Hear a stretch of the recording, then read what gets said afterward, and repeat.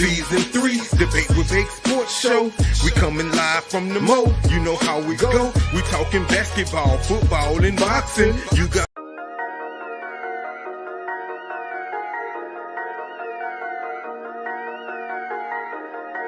Debate with Bake. Season 4. Let's go. Here we go, Debate with Bake Sports Show. Season 4, live at Mo City Radio. We talking basketball, football, and boxing. You got something to say, man? Jump up in them comments. We just giving opinions, supporting it with proof. Let's look at the stats, cause numbers tell the truth. It ain't no hating, we just debating, interviewing guests so we can learn how they operating. Shout out to Prize Picks for the daily fantasy. Invest a few dollars, let's do some gambling. C-Bake got the topics and he keep it cracking. Laro got the commentary and he never lacking. Cole with the game, he live from the Big Apple. You know, most serious entertainment made it happen. Another sports show, we live from the Mo. Debate with Bake, season 4, let's go.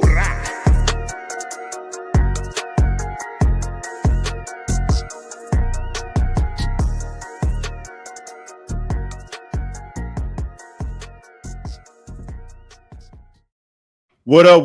Welcome back to another edition of Debate with Bake Podcast, DWB. And I am your host, the man with the plan, the man with the debate, C-Bake, a.k.a. C-Baker, Charles Baker. What's going on? We back in the building. Episode 2 brought to you by Mo Serious Entertainment. Check us out at moserious.com.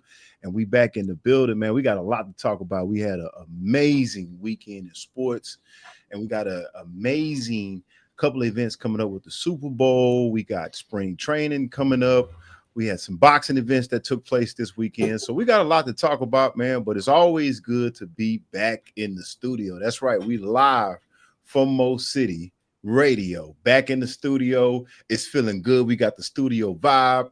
We got all the co-hosts here. We got the man behind the plan, Chuck. You know what I'm saying? The man that run Mo Serious. And shout out to him, yes, sir, and the whole Mo Serious family. Make sure you check us out again on moserious.com. Make sure you hit that like and subscribe and check out our other acts. And we got merchandise on there. So go check us out, man. So we in the building. I got everybody in here. Plus, I got a special guest today. We'll get to him later, but let's go around to the panel. What's up? Let's go to NY first, man. What's going on, Cole? What's going on in NY, baby? What's good, man? We good over here, man. Knicks about to stomp Houston. You know, Houston don't got liftoff over here, but nah, overall we doing good, man. Weather's good. You know, the first month of the year is over, and we into the best month of the year, which is Black History Month. And you know, the Knicks gonna make history. New York teams are making history. You know, the Lakers making history. But I'm gonna leave all that stuff up to you to bring up those topics. So that's right, man. We are making history. Shout out to you, man, for being back in effect, man, in the NY. You did make a great mention of Black History Month. So we are here. It always gets me excited about Black History. Plus, it's always the NBA All-Star game. I mean, it ain't what it used to be, but I used to get excited about that. But sitting to my left is the man with the plan, back in the house, back in the door with Debate with Bake. That's Laro sitting to my left, man. He didn't come on the first episode, but Happy New Year. We got you back in here to bring the H-Town comedy and the commentary. And guess what, ladies and gentlemen? Ro gonna have a show pretty soon. We'll get to that later, but that'll be on the moserious.com. But Ro, what's going on with you, man? Man, forever rolling, never folding. That's how we does, man. Hey, that's how we do. That's how we gonna bring it. All right. Let's get to it, man. We got a special guest today, man. Everybody knows him. He's been on Debate with Bake podcast before, but we always bring him on for his expertise in sports, but mainly, as you can see in his background, my man Jason Campbell, the #1 Kansas City Chief fan. What's going on, Jay? And I appreciate you having me. I love to come on and talk, talk sports and specifically, mainly, of course, my Kansas City Chiefs. So it's always a blessing to come on and chop it up. Let's go, man. Let's go. Well, let's get right into it, man. That's why we always bring him on. He's the #1. Growing up, man, I've been knowing Jay since the 80s and 90s. He's the only Kansas City Chief fan that I've known in Houston from day one. So he's a real Kansas City Chief fan. But let's get into it, ladies and gentlemen. The big game is next Sunday. And who do we have? We got the Kansas City Chiefs versus the Philadelphia Eagles in the Super Bowl. Now, here we are again. We got one team that's been pretty much on top all year, the Kansas City Chiefs, versus the Philadelphia Eagles, in my opinion, Philadelphia was the best-looking team going into the playoffs. But let's get into it, man. Here we are, a rematch of the Super Bowl. Was it a couple years ago when they actually played? So here we are. Next week, Sunday, I think it's 5:30 p.m. You know, they start everything with the Super Bowl celebration. But let's go around the room. First, let's kind of break it down. Now, Jay, of course, you being a fan, of course, you're going for your team, and of course, you're going to think they're going to win. But my question to you is, what does Kansas City have to do to win, in your opinion, to get this game? To get this game next week, to win this game, to go for the three-peat, to make history. What do they have to do on both offense and defense? I'm going to start with defense because, you know, everybody loves offense. It's really fun to see offense always. But if you cannot contain Saquon Barkley, you have to keep him under 110 yards, right? I mean, he might break a few, but you cannot let him get loose and run those, 40-yarders, 50-yarders, 70-yard touchdowns. Those are too easy, right, to break, and you have to contain him and keep him, locked in. And if you can continue to put, and it sounds simple, but if you can continue to put in third and long situations where they are relying on the pass, and it's going to kind of sort of take Saquon more so out of the mix. We know he can catch the ball out of the backfield. He can do those things. But he's come out of so many games early because they've gotten some big leads, and he's still well rested, in my opinion. That's a dangerous thing. So the first thing you have to do is limit Saquon Barkley and keep him under that 100 to 110 yard threshold. Second, I say keep them in third and long, third and medium to third and long, and then just be able to just play our base defense and get that front four pressure. They get that front four pressure with our D-line. That allows us to start giving so many different blitz packages. Now, let me ask you this. Let me stop you right there because those are two great points. And panel, y'all jump in whenever y'all can. But my question to you is this, and I agree with those. I do think that for Philadelphia, I think Kansas City has to make Jalen Hurts pass the ball. Philadelphia's offense is set up to where he doesn't have to do that. In fact, that's kind of why I'm picking the Eagles, because I don't think the Eagles, nobody all year to me, I mean, Saquon has had some big games, but nobody on their team has had to have a great game for them to win. They can have a good game just playing. They're not asking Jalen to do a lot. They're not asking one person to do a lot. But when you talk about containing Saquon, because here's the thing, and this is my question to you as a Chiefs fan, it's not just running the ball. He's got a multi-purpose thing going on back there. That's what makes him dangerous. He brought that from New York because we know Philadelphia's always been a running team. Even when they played in the first Super Bowl, they run the ball.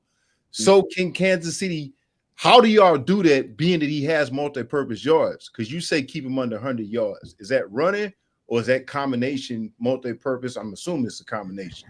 But how do they do that? Running. Just you got to contain the run, and that's first and foremost. And the Chiefs have done a great job with those short passes from towards the line of scrimmage, Right. Whether it's a receiver screen or whatever it might be, bubble screens. They do a good job of containing those. So anything thrown within the first 2 or 3 yards, it's pretty solid. So throwing it to Saquon out of the backfield, that's okay. He might get loose a little bit, like Cook did last week with Buffalo. But at the end of the day, I think he ended up with like 88 yards or 85 yards, something like that. And that's okay. It's that bend but don't break mentality, right? But once he starts getting, on first down run, 7 yards and 6 yards, they can do, like you said, they can do whatever they want. And a team that can do whatever they want, on second and short or third and short, that's trouble. Now, Cole, what do you think of that breakdown? Do you think that's what Kansas City defense has to do? I think they won't stop the run. I will say that. But I think it's not about them actually stopping Philadelphia's run. I actually think it's for them to run the ball as Kansas City. I think that throughout this whole entire playoffs, they haven't established that. I think if they establish that, they don't become one-dimensional. They come one-dimensional against Philly, I think it's over for them. And I think it'll be over for them really early. Bro, what you think about that? Do you think that's what Kansas City has to do in terms of their defense versus Philadelphia's offense? Oh, that's certainly what they have to do. I mean, in theory, and it sounds great and it sounds easy, and everybody's got it all figured out. But I mean, the practicality of it, nah. I mean, Saquon is having the kind of year that I don't know. I mean, I hesitate to say. I mean, we haven't seen many years like this. I mean, he declined. He declined the rushing record by choice, pretty much. I mean, from what I saw, Right. He was gonna smash that. And the guy's a video game. I've never seen somebody that big that can run angry and at the same time has like this lateral explosion and can stop on a dime. I mean, to quote the Chiefs fan, he reminds me of Dante Hall, but he's really big and it's not kick return. On every play. You brought it back to the X-Men. I mean, you think about these spins, the human joystick. It's like the spin moves, the backwards hurdles. I mean, that guy is insane. Now, let me go back to that because, Jay, here's the thing. Now, I don't necessarily agree with Roe in terms of I think he can. Well, let me say this. I get your game plan. And I guess what I'm kind of hearing the sentiment from Cole and Roe, what they saying is like nobody's been able to stop Philly all year when it comes to the run. But you seem to think Kansas City can do that. Can they completely stop the run, or are you just saying keep it under 100 yards with Saquon? I think if you keep it under 100 yards with Saquon, that's a win.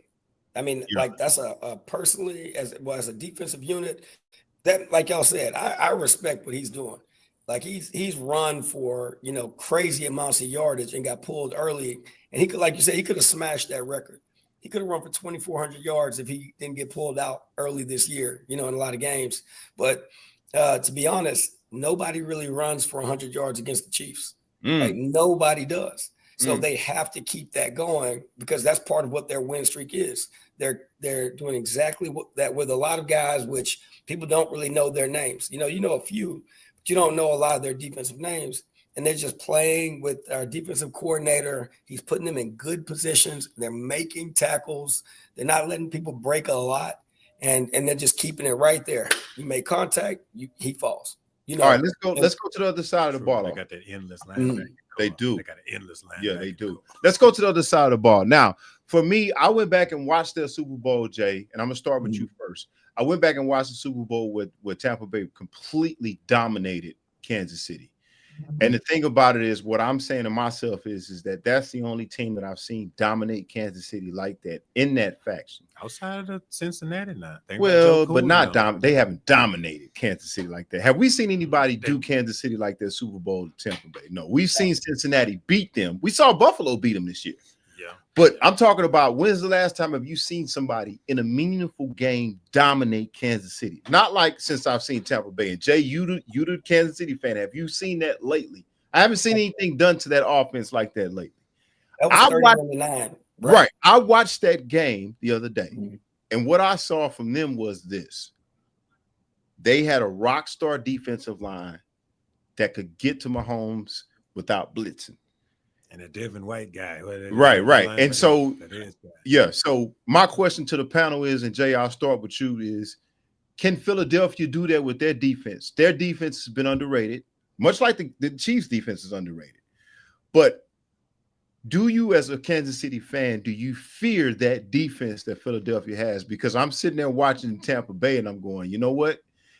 Philadelphia might not be as solid as they are all the way around. You mentioned White, that he had an unbelievable year. And that game he played as a linebacker was incredible. But those front guys for Tampa Bay were playing a rock star game. Jay, let me ask you this. As a Kansas City fan, are you guys worried about Philadelphia because they have a solid defensive line? They have a bend don't break defense and they're underrated. Can they get to Mahomes without blitzing? Do you think that could happen this game? Well, I look at Jalen Carter to start, right? He's a young man, but he plays like a grown man, like a veteran, right? And he can get pressure on his own, especially considering because we had the Chiefs had to shift their line to so many different positions. We got, guards playing tackle and all types of things, but they're playing well. But eventually it can catch up to you. So as long as there are no injuries and more, we can scheme to protect Patrick Mahomes and give him time. If he does not have time, he's going to do a lot of running. And you're going to, like you said, in that Super Bowl, there's a throw that he made where he's diving. He's almost parallel to the ground trying to throw the ball because he's just under constant pressure. Right. And you see what that does. You can't, that takes us back to the Texans years ago with David Carr, right? He had no time. He couldn't throw the ball. He was sacked a crazy amount of times, and he looked like he was worse than he was. And that's what Tampa Bay did to the Chiefs. They made Patrick Mahomes look a lot worse than he was, and everything was out of sync. I mean, they almost played a perfect game, Jay. That Tampa Bay defense. Absolutely. And that was a, I hate to admit it, but that was a beautiful thing to watch when you can go back and be more objective and watch what they were doing, their game plan, and them carrying it out from beginning to end. And plus, if you remember earlier in that season, the Chiefs beat the skin off Tampa Bay. They did. Right? They did. Yes. And Tyreek had like 180 yards receiving or something. And that was some fuel to the fire as well. Right. So at the end, I was it Whitefield? Well, I can't remember the corner or safety, but he went and threw the deuces in Tyreek's face at the end to kind of say, it's over now.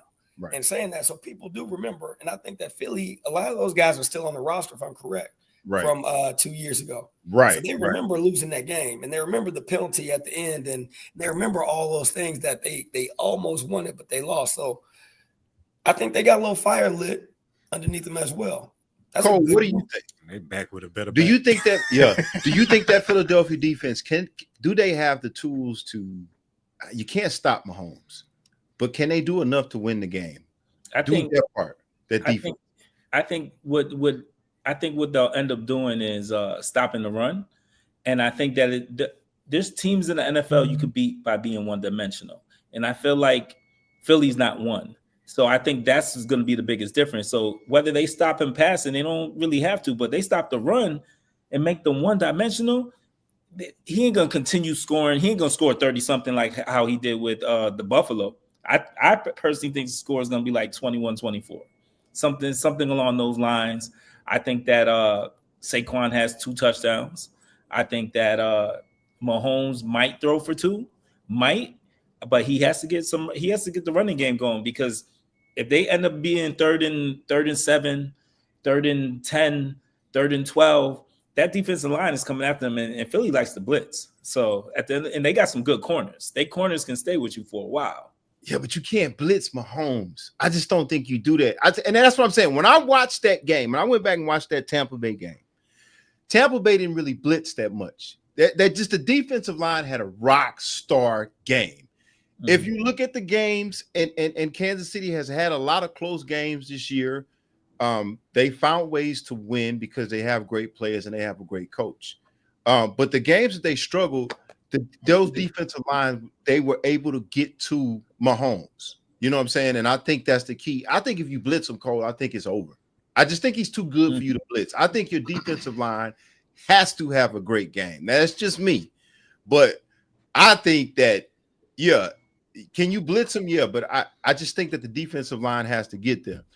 Let me ask this question, and if anybody got a comment, just interrupt me, but I'm going to start with you, Ro. Let me ask you this, and Jay, you really, because you follow Kansas City so closely, I want you to address this too, but what I've seen from Kansas City all year, first of all, they haven't looked the way I thought they were going to look, and that's not a knock. That's not a knock, but here's the thing. All year long, they have found ways to win the game within the last couple of possessions. And that speaks to the greatness of Mahomes. That speaks to the greatness of Andy Reid and his play calling, the design of the offense, and even Kelsey. And that's why I'm kind of favoring Philly. I've made the comment before that I don't think Philadelphia has to play great to win. I think Kansas City has to have one of those Hall of Fame players, maybe even, somebody will step up that's not Hall of Fame, but I'm talking mostly Mahomes. I'm talking about the kid on defense, Jones. They've played close games all year. They haven't played great, but that's a sign of a great team. They find a way to pull it out. So my question is this. Can Philadelphia neutralize that? Because the way I look at Philadelphia, again, I don't think Philadelphia has to play great. Philadelphia has it set up to where Jalen Hurts doesn't have to do anything outside of his skill set and his comfort zone. Does it come down to if Mahomes doesn't make the right play? Because we got to remember this. Both teams are pretty much bringing everybody back, but just a couple of additions. Philadelphia, everybody knows the biggest addition that's there is Barkley. A couple of, Kansas City, you got the speed demon. You got Worthy. You got other people that I'm pretty sure Jay could tell us later on, but it's pretty much the same team.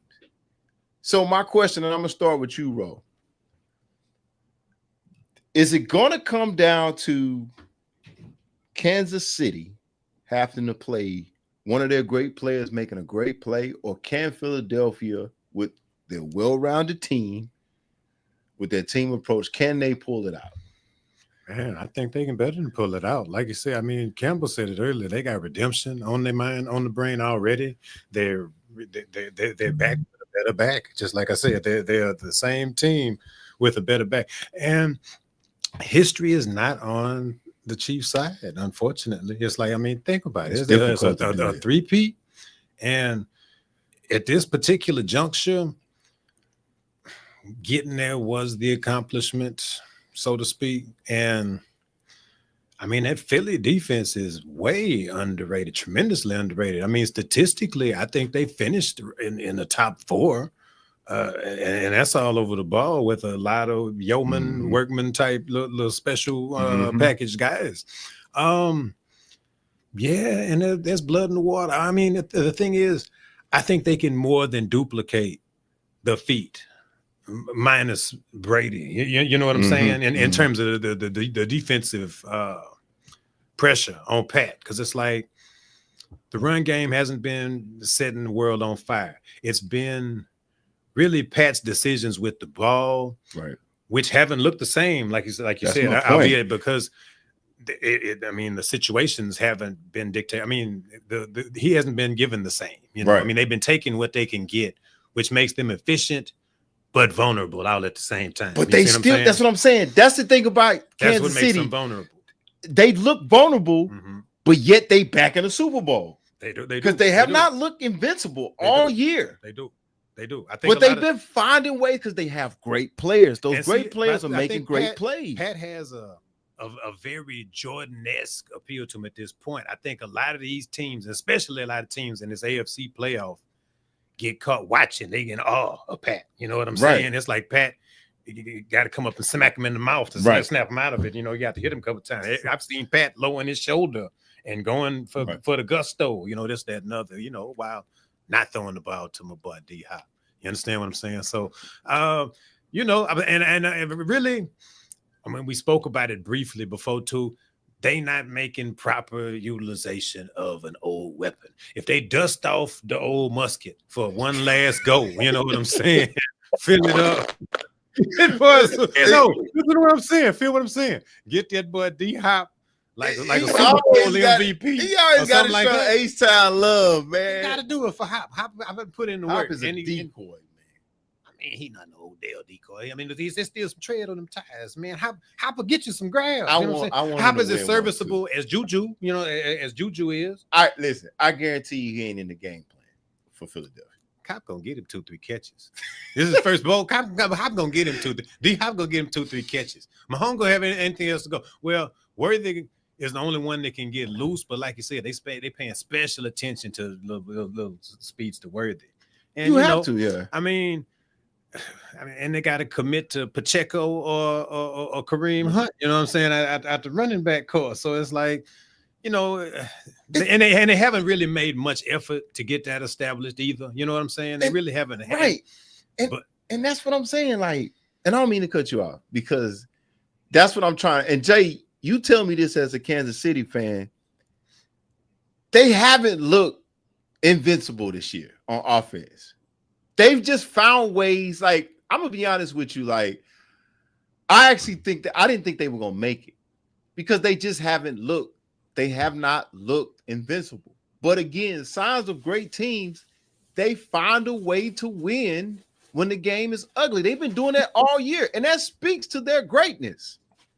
But the thing about it is, Jay, do they have to have a great play from Mahomes, from Kelsey, from Jones? Because that's how they've been winning all year. They've had to make great plays with their great players. Do they have to do that to win this game? I have not seen. To me, I don't think they've played as great as they can play. To put it another way, I think they've just, because when you have great players, I tell people this about the Rockets right now. I'll use the Rockets as my example. They have a good team. They don't have nobody that can go out and give you 40 points and just win a game. Sagoon is good. Green is good. They have guys, but they win by committee. But they don't have anybody. They don't have a Gilgeous Alexander to say, okay, the team is playing bad. This good dude going to step up. I feel like that's what Kansas City has been. They have not played great as a team all year, but they have great players that just, if you can keep the game close, they can win. Absolutely. And they've done that all year long. I didn't think they could do that, but this speaks to the greatness of Mahomes, Kelsey, even Andy Reid, some of the things they've been able to do. But, Jay, do you think they have to do that to win the Super Bowl? Because it seems like they've been doing that all year. I have not seen them collectively in all three phases of the football game put it all together. That's my opinion. What do you think, Jay? Well, you hit the nail on the head, and there's a few things that I want to touch on because you're absolutely right. And I love the fact that you said that because everybody watching the Chiefs have not seen anything near what you're used to seeing with the Chiefs. And one, I'm going to say this: Travis Kelce is a year older, and when you're in your 30s, that year changes things, especially with the travel he's been doing with his soon-to-be fiance. All right, I'm gonna go ahead and say it right for one. All the travel and all the things that you have to do, you're basically a reality star by default. It wears on you. You're tired. The Chiefs have also played more games. I'm willing to bet, because I haven't looked it up. I'm willing to bet they played more games than any other team in the last 5 years because they've been to the AFC Championship every year. I say that about the Bulls and their greatness. When they win and they runs, you played a whole bunch of games. Go ahead. That's a great point. Go ahead. And you see what Mike did. Mike retired for what we know that there's reasons behind it. He retired, he three-peated again, and he retired again. And it's like it's something about that grind, right? Long stretch. They played a lot of games. Kelsey's a little bit older. He did not have the same season, you can tell. But one of the biggest things that people forget is Rashee Rice, the young buck star receiver coming in this year, had the legal issues, then got hurt immediately. He was supposed to be our guy, right? Right. He didn't play a whole lot. Not Hollywood Brown. We'll talk about Brown. Yeah. We'll go to Hollywood Brown. Hollywood Brown didn't play until late December, right? D Hopkins came late. And all of a sudden, and Juju Smith had some of his moments. But everybody knows, unless you are special as a receiver, coming in and playing well as a receiver, it was hard for Worthy the first few games to get open, to learn how to get open against pros. They had to throw some special stuff to him to get him open in spaces. And now you see towards the end of the year, he's basically a second-tier guy now because he's played a full season and then some. He can run more routes now. He has a little bit more comfort in getting open. So now when you look at it, you say at one point, I could put Hollywood Brown on the field. I could put Worthy on the field, D-Hop on the field, Kelsey on the field, and either Pacheco or Kareem Hunt. You got a nasty group of people that you can throw to, right? And that everybody knows the Chiefs will use a 3-yard pass, a 4-yard pass, and let's see if you can get loose as a run, right? So Kareem Hunt came late, right? He came late because Pacheco got hurt. Right. And now all of a sudden everybody's getting healthy at the same time and trying to gel. And so it's been ugly. Like there have been a lot of games, like y'all said, Mahomes been throwing multiple interceptions. It was untimely. It looked ugly. Our offensive coordinator is nowhere near as creative and as an explosive. And we know Andy Reid's the brain trust behind all that, right? But at the same time, I think that the one thing that's going to happen is Andy Reid's going to put them in positions to be successful. And what's going to happen is if they don't turn the ball over on offense, they keep Saquon under 100 on defense, they're going to win this game. Those two things they have to happen. Right now, granted, they turned it over against Buffalo, right? But Buffalo and Philly are two different things. There you go. There you go. So I go ahead.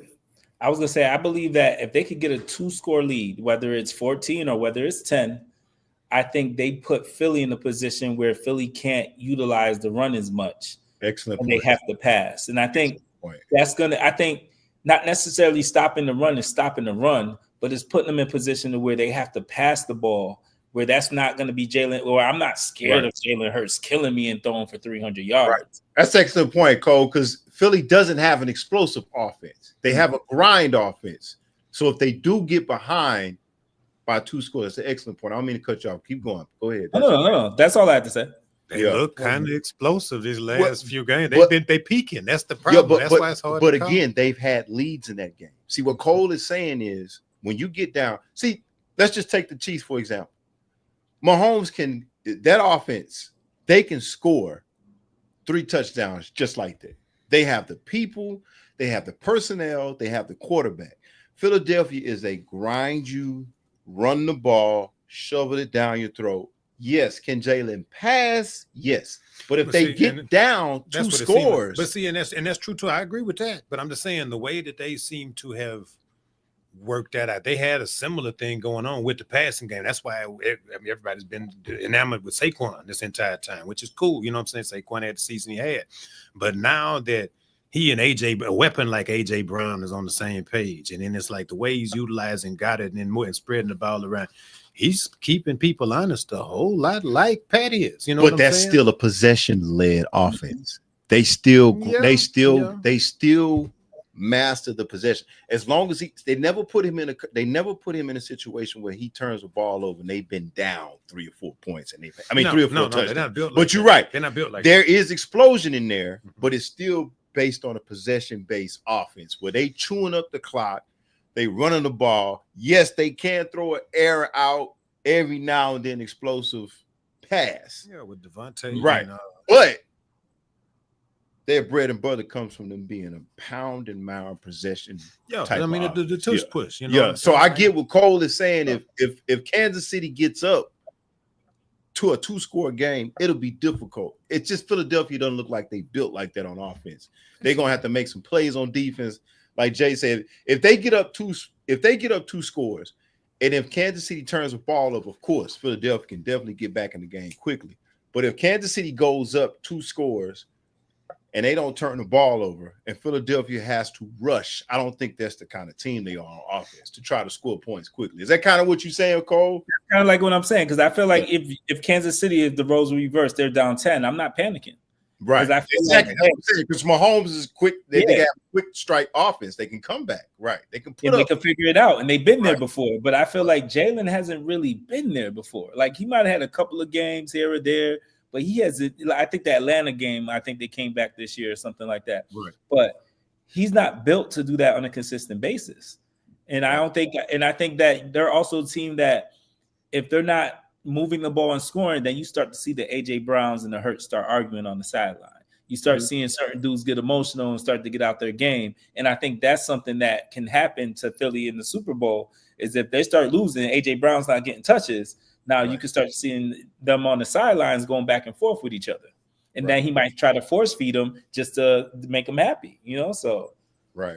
And I don't want to think about that, but it's a lot of truth to what you're saying because we have seen it. When they've gotten uncomfortable in games, meaning that when they didn't have the lead and when they couldn't, they're a heavy possession offense team. When they couldn't do it, control the narrative, they have looked a little bit like they've had conflict on the sideline. And I hate to say that because I think they've been the best team in the playoffs, period. I've said that going into the playoffs, they look like the most complete team.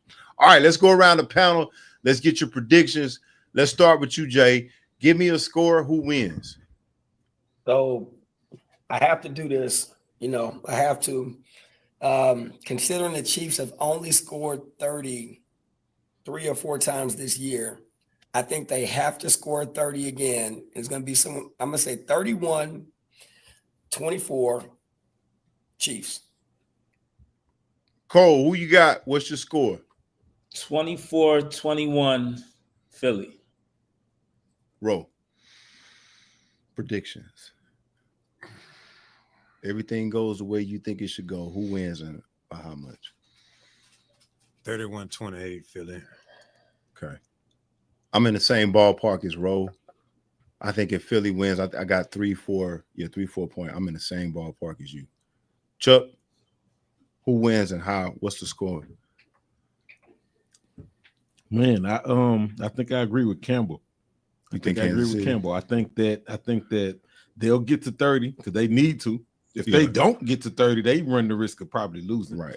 I think they'll get to 30, 31, 34. It'll be a single possession game though, by 6, by 7. Because they've been doing it all year. They've been doing all it year. All year. They've been winning by a single possession. Exactly. So I think they'll finish the year off with worst case scenario for Philly.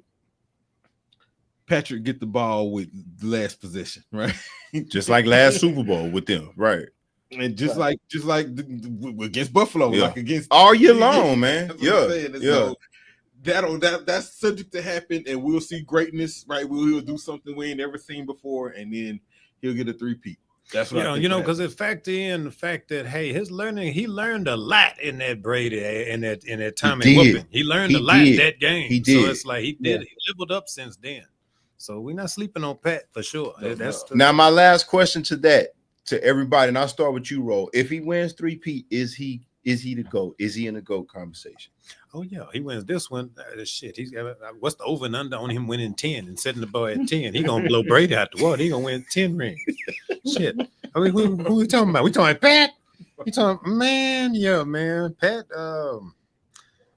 It's like it irks me because I'm not a born Chiefs fan. I'm a made Chiefs fan just from what I've experienced and what I've seen. But it's like that damn Pat. He take whatever you give him, and it's just hard because that's a great point. I've never seen clock management. Yes, a more clock and possession management. A more point of contention. Yeah, you know what I'm saying. It's like you said though. He's great at. Whatever you give him, he makes something happen. Yeah, man. And the way I saw the theatrics when in the Texan game, man, there's a big chance drawing these penalties and running around and flopping around and shit. It's like, say, man, this kid is a ballerina out here, man. Real. This is you hit your Lord and Savior, Pat Mahomes. Wait a minute, hold on, man. Zebra, get him, help him. They gave. I forgot one of the Texans bled the other Texan, man. It was like Pat slid right up under. They gave them boys a personal foul. 15 yards. I said, Marsh, I say, God. I say, look, that boy can play some ball. Now y'all ain't got to give him all this love, man. Y'all ain't got to show him all this love. What's wrong with boy? Cole, if he does a 3-peat, is he the GOAT? Is he in the conversation? I think he has to be. I think he has to be. Like I say because I look at it a different way. Some people call people the GOAT because they won more chips. But I think the skill set, overall skill set, he has a greater skill set. He's a better athlete than Tom Brady. He brings a lot of different intangibles that Tom Brady doesn't bring. So if you ask me, he's the GOAT in my eyes if he wins. He's probably going to be the GOAT in my eyes even if he doesn't win another chip, but continuously makes it to the Super Bowl or AFC Championship. Like he's still going to be, to me, the greatest of all time when it's all said and done. He's timely with everything. Didn't the man throw a behind the back pass one time? Of course, he's done everything. Jay, Jay, I think you would agree, right? Do you think you probably already got him I got him in a GOAT conversation now, but does this 3-peat solidify it for him? Well, it won't solidify it because, to me, because I'm a Tom Brady hater, right? Because Tom Brady has been a thorn in my side forever, right? Yeah. I mean, that man played for 20 years and he was good for like 18 of them, right? And it was hard to stop him. And it doesn't matter when you say, the Patriots defense, people forget that, right? They forget that the kicker saved the Patriots multiple Super Bowls. They forget that, but nobody forgot that the Seahawks should have ran the ball. Nobody forgets that. Right. They do forget that Atlanta was up and should have won that game. All that people remember is the end goal. Did you win the Super Bowl or didn't you? Right. So he goes to Super Bowl and he wins. He goes to the Super Bowl and he wins it. He's gonna win 3. But if his next 6 years are trash, they're gonna throw him out of the conversation completely. Right. Mm-hmm. I don't see his next 6 years being trash. I'm saying, but that's what happens with people. People will go year by year. And I say he has to keep winning. He has to just continue You know, the 3-peat would be a beautiful thing. I'm telling you, I already told the boss I'm not going to work on Monday, win or lose. I'm not going.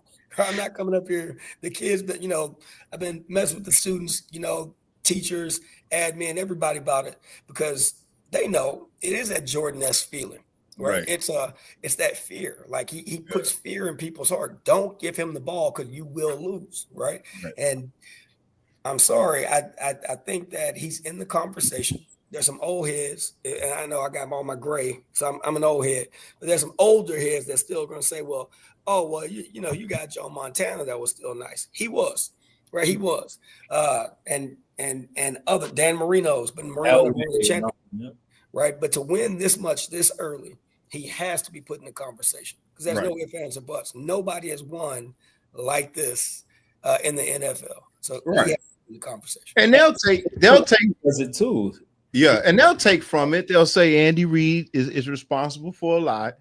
They'll say that, you know, his first couple of years he was on the bench. They'll take away from it. But I think for me, I don't necessarily. I mean, I think the championships is just another thing to add to the resume. To me, when I look at the skill set and what he's been able to do, I don't think we've ever seen anything. The combination of we've seen athletic quarterbacks. We've seen quarterbacks that can run and make plays. We've seen quarterbacks that can throw. We in the era of dual threat quarterbacks now. But his ability to improvise, his ability to make plays when the play breaks down, whether it be 3rd and 5 and you got to have a run, knowing when to slide, being able to make every throw, whether it be he's running, whether he stops, whether he runs up to the right line of scrimmage like he's going to run, he stops and makes a play. I think it's no doubt he's a GOAT. I've always put him above Brady because of his individual skill set. I value that. I value the individual skill set. I value the intelligence. Now, Brady, I'm like you, Jay. I'm not a hater, but I think his era curtailed for him in a sense that you could not hit quarterbacks in his era. Now, some people say, well, you're hating. Well, to me, the league sustained him and Peyton Manning. No, that's facts. That's tough rule. Yeah, where quarterbacks who could not run, they were trying to save the pocket passer. And so I put Brady up there. He's on the Mount Rushmore, but he's not the greatest to me because I feel like, and it's not Brady's fault, I felt like the league protected quarterbacks like him. And I love Manning. I love Manning because I love the fact that he looked at so much film that he could walk up to the line. Eli? No, I'm talking about Peyton. All right, come on now, Eli. Come on, man. So I love Peyton because of the knowledge, walking up to the line, being able to read. I think that's great for young players to look at them as much as he studied film. But I believe that in the NFL, much like the NBA, they're trying to sell tickets for the offense. I think they protected Brady. You couldn't sack him. If you sacked him, you know, you might get thrown out of the game. You get a fine. You see what I'm saying? That's why I'm always hard on this era with Brady because it's like, yeah, he won. They did a great job. The Patriots did a great job. But he did benefit in an era that you could not hit quarterback. Just imagine if you couldn't hit Warren Moon. Just imagine if you couldn't hit. How much more would Joe Montana do if Lawrence Taylor had to pull up? How much more could Randall Cunningham do if those guys couldn't get if they protected them? And I get it. They do the same thing in the NBA on offense. They protect the offense. They're trying to sell tickets. So to me, Mahomes has already surpassed Brady in terms of, and he plays in that era too, but I just think the skill set. I take the skill set any day. I think, evolution of the position. Right. And I think Mahomes can play in any era. I don't think Brady can play in any era and do what he's doing. I just don't think that. I think in an era where you could get hit and you don't get thrown out of the game, he's a regular quarterback to me. That's just my opinion. You know, I think you can put Mahomes in any era. I really do. I really think you can put him in any era. And I think if he doesn't do what he's doing now, he'll get close to it. But that's just my opinion. But I think the 3-peat definitely solidifies him for those who would hate on him and say that he's not. Definitely. Like the Terminator, though. He dropped this one. I mean, they'll be back. Yeah, you know what I'm saying? They're not going nowhere. So before we get to fancy, Jay, you got time for one more topic, and then can you hang on for one more topic? Because I want to get to this Blockbuster trade. I gotta go. You gotta go. All right. All right. We appreciate you. Yes, sir. We'll check back in with you, whether it's a win or loss on Kansas City side. Yes, sir. Shout out to you for coming on. Appreciate your expertise, and we'll catch up with you, man. Always a pleasure. Thank y'all. Good seeing you, man. Right. Always good to see y'all. Y'all have a good one. No doubt. You too. All right, Chuck. Do you want to get into this NBA Blockbuster trade right now? You want to go straight to Prize Picks? Yeah, let's get on the Prize Picks. All right, let's go to Prize Picks, and then we'll get into this Blockbuster trade with the Mavericks and the Lakers, because I want to talk about that. Well, the game juice is flowing. You know Yes, sir. Yes, sir. Yeah.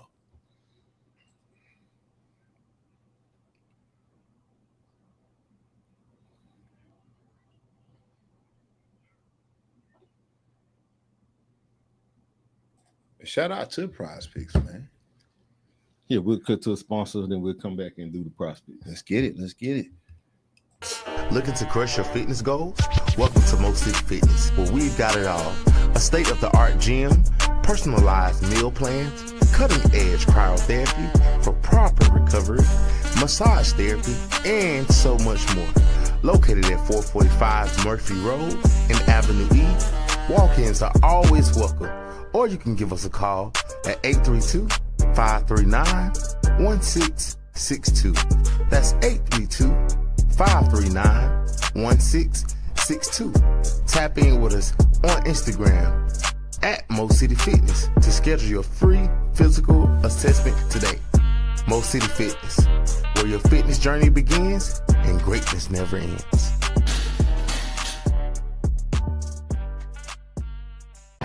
Hey Mo City, looking for flawless nails that turn heads? Come visit Nails by Tony and Ann, your one-stop nail salon for all things chic, classy, and colorful. Whether it's fresh mani, pedi, custom nails, art, eyelash extensions, or a perfect set of acrylics, Nails by Tony and Ann deliver precision and style every time. Right here in Mo City on 2234 across from the Wells Fargo building. We're all about keeping your nails looking fire. Walk-ins are welcome. Book your appointment today and tell them Mo City Radio sent you. Nails by Tony and Ann, where beauty meets perfection. See you soon.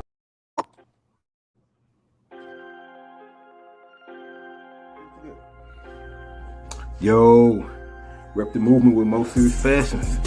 Copy a fresh snapback or hoodie or a tee, all representing the Mo City Podcast, Debate with Bake, or Gloves Up, Guns Down. Everything is custom made with love from our top-notch manufacturers. We got a dope range of colors and sizes to fit your vibe. Everything from blue, red, green, black, white, and more. Rep the Mo and keep it fresh, fam. Hit up moseries.com/merchandise and order today. Let's go.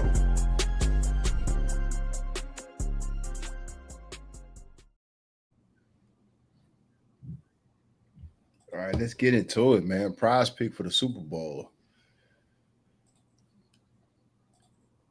Let's see if we can come up with something, man. Yeah, let's try to put together a little 6-ticket parlay. We'll pick 3 people from Philly. We'll pick 3 people from Kansas City. And, we'll start with our quarterbacks. So, that being said, in the field. So, Prize Pick, shout out to them. They're giving us the easy money. I'm going to take this for Patrick Mahomes. Easy money for he guaranteed to have at least 1 passing yard. That's free money. Of course. That's the free money. So we'll take the free money on that. Yes, there. my man will have a yard. That's wild, man. Come on. That is free money. They do that every now and That's then. to get everybody playing. Huh? Yeah, exactly. So what y'all think about Jalen? You think he's gonna have more than 212? What you think, Cole? I think so. I think he's good for I think he has to. Yards, 212. 212 pass yards. He has to. 2.25. That's pass yards. Passing yards. I say he has to. Yeah, he does. Win. He does. He does. That's not too bad. Yeah. Do you think he'll throw for at least 1 touchdown? He has to if they want. He has to. Yeah. And so I'm probably more safer with the 1 touchdown if you're saying that versus the yards. Y'all think he good for a pick? No. Nah, he don't turn it over that much. So y'all more comfortable with the one touchdown over the 212? I'm more comfortable with the one touchdown. I don't know about you. I don't know about so. y'all. It's safe. I think he'll get both. I think if it's the Super Bowl, they have to win. Like if he doesn't get that, they lose. True. But I'd be more inclined to roll with Bake and say that's the safer bet. Yeah, I think the touchdown is the safer. Yeah, because you don't know. I think Cole is right in order for them to win. I think they are going to be gunning for him to get. And I think they will win. But I think the safe bet is what that touchdown pass. All right, so let's look at Saquon. Right, let's look at Saquon. Do y'all think he's gonna have higher than 116 rushing yards? It's hard to say. Do they give you the option to choose the yardage? No, so I can go higher or lower on 116. That's tough. It is. I think he's good for a touchdown. I think he's good for a touchdown. Yeah. Either for one. Not for one. One. Okay. Yeah. I think he's good for a touchdown. Yeah. Hands on once. Yeah. Whether he catch it or run Yeah. I actually feel comfortable with Hurts getting a touchdown because that butt push. On the ground, the touch push. Yeah, for sure. For sure. All right. So let's look at You're right. I wasn't comfortable in them yards with him. And it's like Cole say he would have to do that for them to win too. Yeah. Saquon, but I'm not comfortable betting that. Though. Like 116. Yeah, they would have to do that. He could bust that easily. You know what I'm saying? 2 or 3 of them breakaways. I'm more safe with the touchdown. And beware what Campbell just told us. Kansas City is strange, but peculiarly stingy against the run. And then you got to also think about it like this. You got to be careful with him with yards because they're going to game plan to stop him. Yeah. So they're going to be looking to, to contain him on yardage. At the same time, I haven't seen him Mario AJ over Brown. Chris Jones. And they never played someone with an offensive line like that. That offensive line is big. They the gaps that they create for Saquon. Yeah. I believe it, yo. I honestly think Saquon's gonna run for 120. I think he can get $120, but I think AJ is gonna have more than 5 catches. More than 5. It's hard to say. I believe in the 200 yards passing before I believe in any one of the receivers getting 5 catches. Yeah, those receivers are tough. Yeah. So y'all want to go lower on the 5? I'm gonna go lower. He might not get 5 because I think he'll probably get 2 or 3 catches and they'll probably be big catches for the game. I'm with that. I don't know how y'all feel. I believe lower than 5. For AJ Brown. I let y'all bet on that one. I personally think Hurts is going to get more than 212 yards, though. But I can only see we already got one bet on Hurts. Yeah, but I can't. We chose the one touchdown for Hurts. I'm with it too, but 5 catches. I think he can get 5 catches. I think I'm going under. I'm going with Chuck on this. I think he has to get 5 though, because it's like but who else he has to, but is he going to? Because they might throw it to Devontae, they might throw it to Goddard. They like throwing it to the running back Gainwell out the backfield. That's the thing. He don't have one. They don't pass a lot. He don't have one favorite receiver. Lower than 5. I'm with lower than 5. I think that's safe. So look at this. Last game he had 6. Game before that he had 2. Game before that he had 1. See, so he averaged 4. Over his last 5 games, he's averaged 4 catches. See, it's safe to go under. I'm gonna take the list. I think it's safe to go under. We'll take the list there. So that's and we got the stats there to show the average. He ain't got no different props than that. So you think he? What's Devontae's? You think he'll? Oh, Devontae. Let's look at Devontae.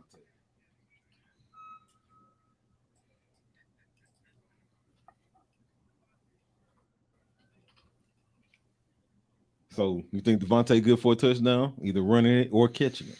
How many catches do they have him going for? They got Devontae going for 4.5 receptions, so 5 catches. 5. I like that. How many yards catching?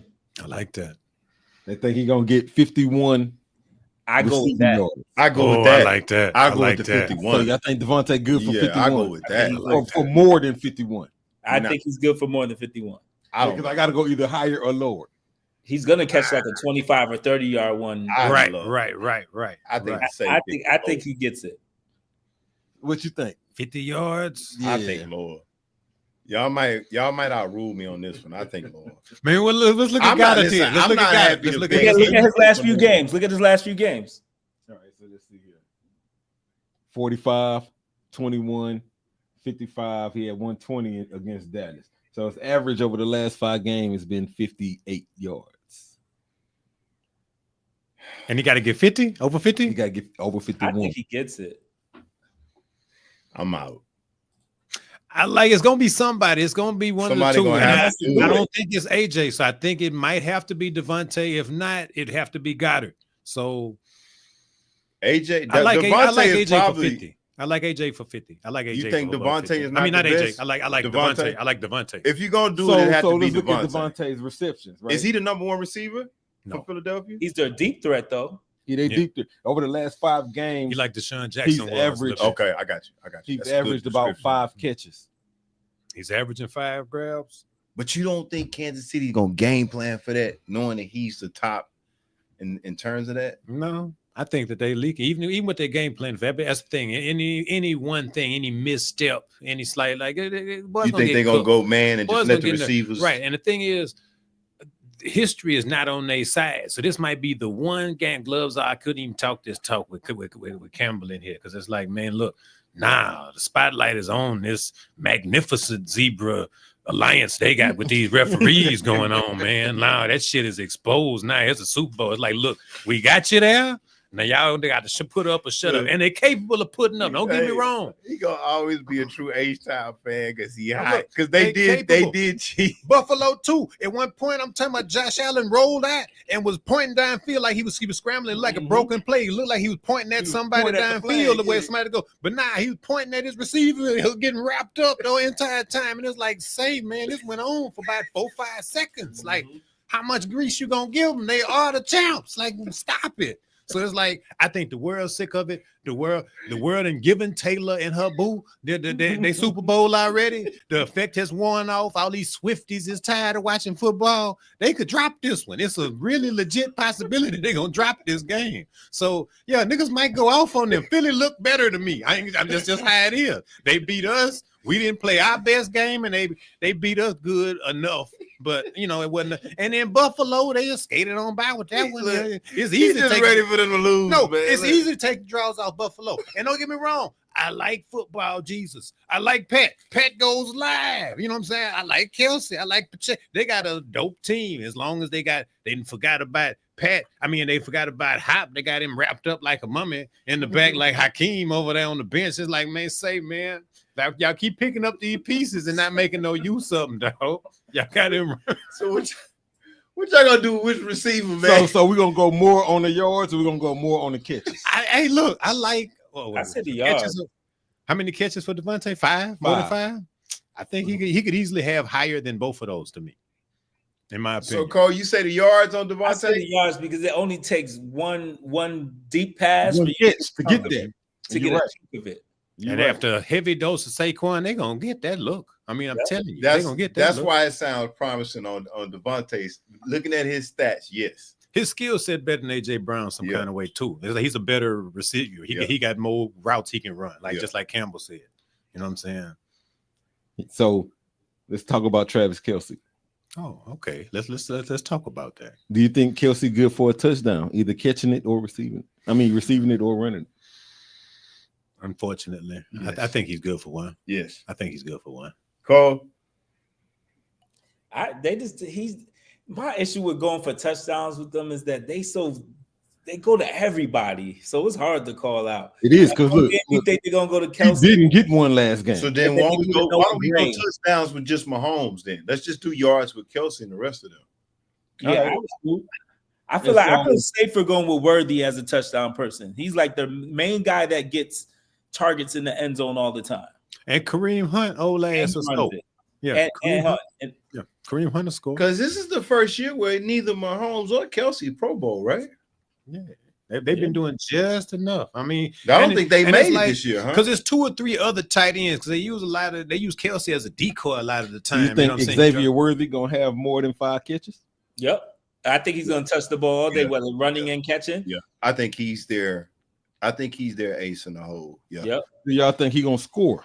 I'd rather give him the score. Yeah, I think I'd rather give him the score too. Yeah. Shout out to Prize Picks for the Gremlin as well. Anytime we see the red Gremlin on there, that's a stingier pick, but it pay out higher. Right. Okay. Cool.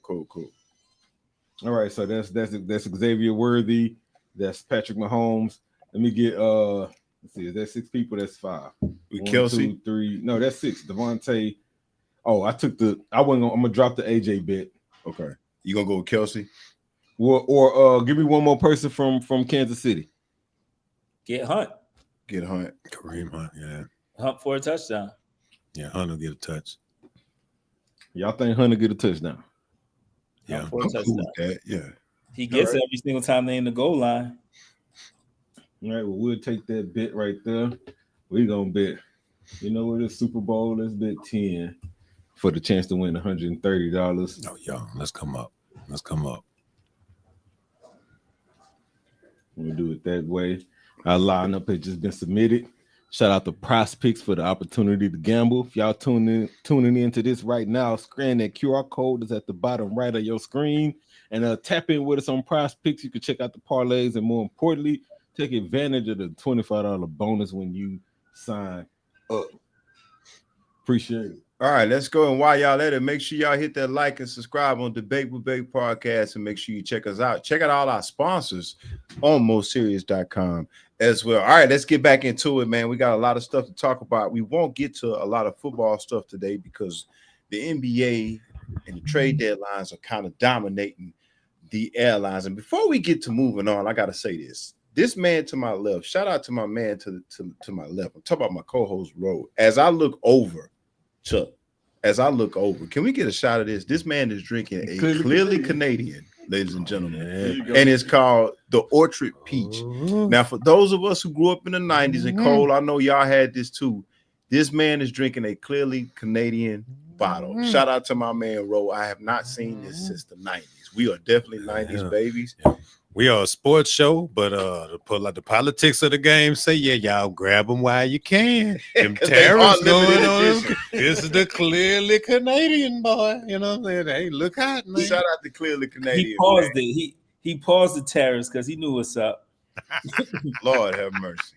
We could do a whole nother podcast on this. Yeah, man. All right, well, let's get into it, man. The NBA Blockbuster trade, the one that's dominating the airways, has got everybody talking from ESPN to CBS, all over the national media outlets. It's the Blockbuster trade that took place between the Dallas Mavericks and the Los Angeles Lakers, which includes the following players that have been traded.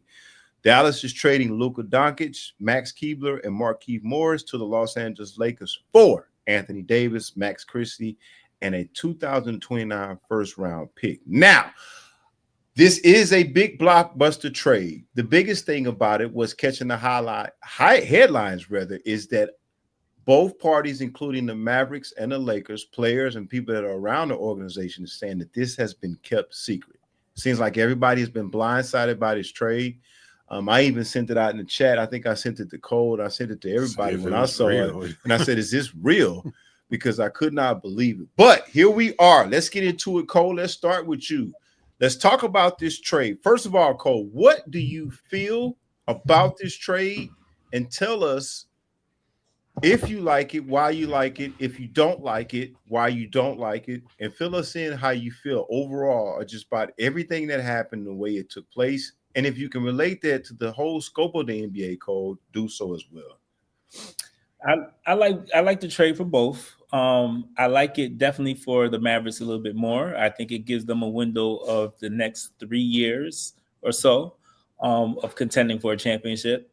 I think that with the way that the West is built, and I think the way that the NBA is starting to go back to is having a big man and having a guard.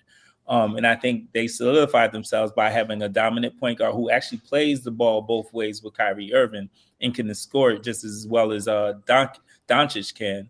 And then you add one of the best defensive players in a top 5 whenever he plays and decides to play and he's not injured.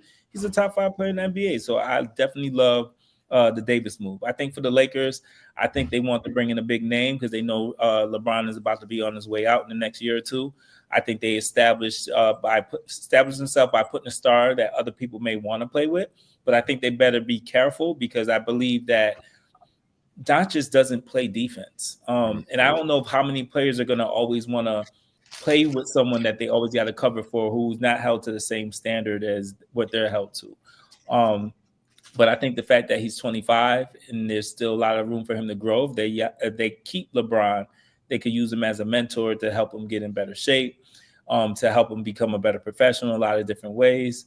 So I think it's a great move for both teams. I think both teams win. I think that Lakers might be throwing in the towel to this year if they don't trade LeBron, because I don't see them both working well together because they both need the ball in their hand. I don't see them losing, but I don't see them getting past the first or second round with that. I think it's not a championship team right now as currently constructed. I think if they were smart, if I were them, I'll get rid of LeBron while he has some type of value and he could bring you back some picks or an all-star level player and some picks. So that's my personal opinion. But I definitely think the Mavericks won. I think Mavericks is the second best team, possibly the best team in the West after this trade. And I think they're a legitimate contender for the championship this year. And I like what the Lakers have, but I just don't like what they have for as far as being a contender. I feel like they're still wasting LeBron's years by not adding another piece. If they can add a couple pieces with that, then maybe there's a chance. But right now they're just wasting LeBron's years. Now let me go back to one thing you said, and I want to get straight to Ro because I know Ro has a lot to talk about on this. But you mentioned that before, and you mentioned that the other day when I talked to you on the phone about it. Now you're dead set. I'm not gonna say you dead set, but you really welcomed in the idea of the Lakers moving on from LeBron. Mm-hmm. With that being said, do you have any teams in mind where it makes sense for them to send him, meaning LeBron, to, and for what? I think a team like Golden State is one team. I think they mentioned today that Golden State did make a call to the Lakers about that. Talk to me about that. I think one, because you get young talent like Kuminga, who I think is underutilized. I think he's playing in the wrong system, because I think Kuminga is a 20-point per game scorer easy. I think that getting some draft picks from them is also a great way of building the team out later on for the Lakers. If you get that, let's say Davis kid who plays center, I think he's a perfect fit to play with Luka to guard the rim. You add Kuminga there. You might add Porzingis, that Pozinski or whatever. I forgot how to say his name. Right. You could add maybe Gary Payton Jr. or Wiggins or someone to add some defenders, because you need defenders when you play with Luka. So I think that's one team. I think another team that you could possibly trade with is I might even see if they willing to come off Embiid. Trade LeBron, offer that first round draft pick and say, hey, you want to give me Embiid? And that's only because you want a big man to compete with Joker. You want a big man to compete with Davis. You want some defenders, some rebounders or whatever to help out. What's his name? But I definitely would try to work with teams on the East Coast. Maybe still a Mathurin, still a Miles and Mathurin for LeBron or something. But I definitely try to get some side of defense mixed with a young player and a big man, no matter what. Big man, no matter what, because you're going to need it to defend that basket. Right. And I do think you bring up a good point as far as looking over. Maybe looking at last one too. I'm sorry. Last person. I might even trade him to get freaking Zion. Right. Well, and I think it also comes down to, is LeBron looking to try to get back to the championship level? Because you might be thinking about, because the Lakers are not going to contend this year.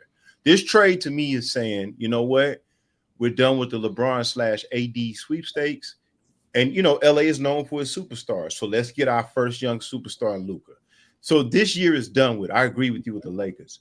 But the question is LeBron, is he still trying to contend for a championship? Because that might even be a place where you might think about sending him. Somebody who maybe needs him with a couple of things added or a couple of things taken away, because that might be a place where you can send him. You might be able to get some talent back to do what you said, to surround Luka with defensive players, because you're going to have to surround him with defensive players. That's an excellent point. But I know you mentioned that yesterday, and I wanted you to explain, and I think you did a great job. All right, Ro, let's talk about it, because I know you have a way. I know you feel a certain way about the Mavericks, but let's talk about this trade. When you heard about it, what did you feel about this trade? Oh, I really love it. From a Maverick standpoint, I absolutely love it. It makes perfect sense. From what I heard, there were quiet rumblings where AD was going to the front office saying, "Look, I need a big man. I need to bring a big man out here to utilize my full skill set." Yeah. You know what I'm saying? I don't need to be the only big on a big devoid roster. It's like I'm perfectly comfortable but I can augment my skill set with another big, take a little bit of this pressure off me, and begged him for that, begged for that. And now he's got a great situation with the 2 young bigs in Dallas, where I think was it a gap. Yeah. And let me add this, because I don't want to forget this. You're making a great point. I'm going to let you talk about it, but I want to add this. He has said that a lot of times. And the last time he said that in the bubble, the reason why they won, he said it is because he was playing the 4. Yep. Dwight was playing the 5, and they had somebody else playing the 5. That's but right. They had Stan JaVale might have been there. Right. And guess who else was also there with them as an assistant coach? Jason Kidd was there, I believe, in 2020. Really? Yeah. So he's reuniting with Kidd. Right. And you make an excellent point, and I wrote that down. I was going to say that, and I'm glad you said that, because he does want to play the 4. Now, go ahead. I don't mean to interrupt you, but that's an excellent point. So and that's the last time he won a championship. He finds himself on the roster with Gafford and Lively, who are just 2 tremendous bigs right now. I mean, you ratchet it on up, and you got old man Kyrie, a super upgrade, because now Kyrie can steward the thing and do an upgraded CP version, a modern day old man AI. You know what I'm saying? Pick and roll looks deadly over there. Crazy out there in Dallas right now. You know, so they read up in a major way. LA, like I said, I mean, I understand it from a business standpoint, from a future standpoint, but it's like, yeah, you definitely tanking this year. You definitely tanking this year because you have a roster devoid of big. What is Rui, like 6'8", 6'9"?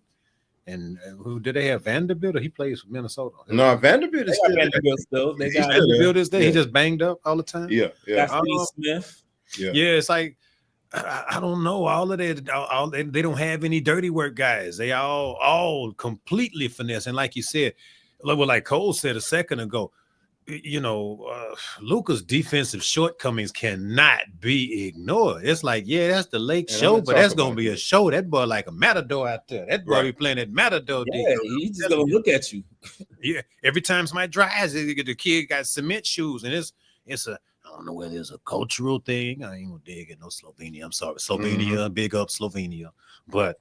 Like I said, I don't know whether it's a cultural thing or just because I mean it really it speaks volumes to his game because they are like they are kind of like the Magic and Bird, if you will, with the LeBron and Luka pairing.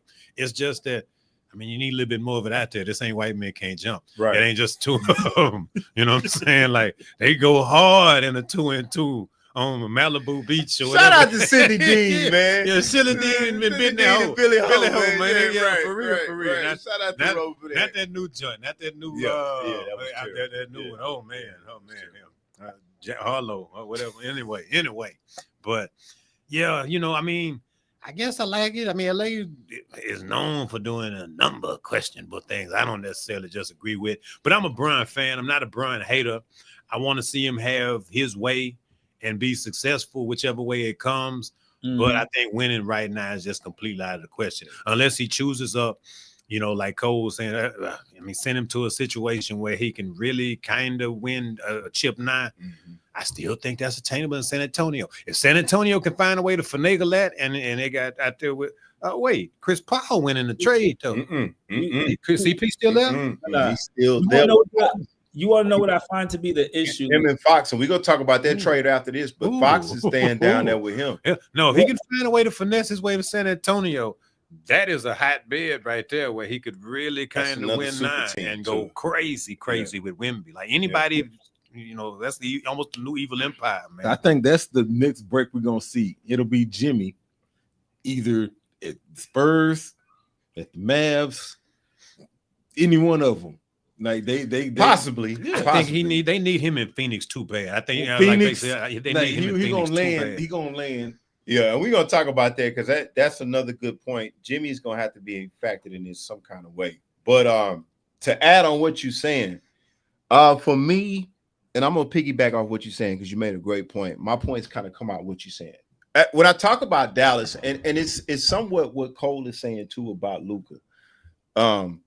It sends volumes to me that the Dallas Mavericks, who built that franchise around him, he ain't but 25 years old.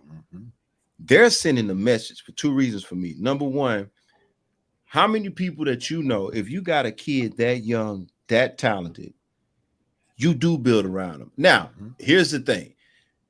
Yeah, he don't play defense, but he's young and he's that talented.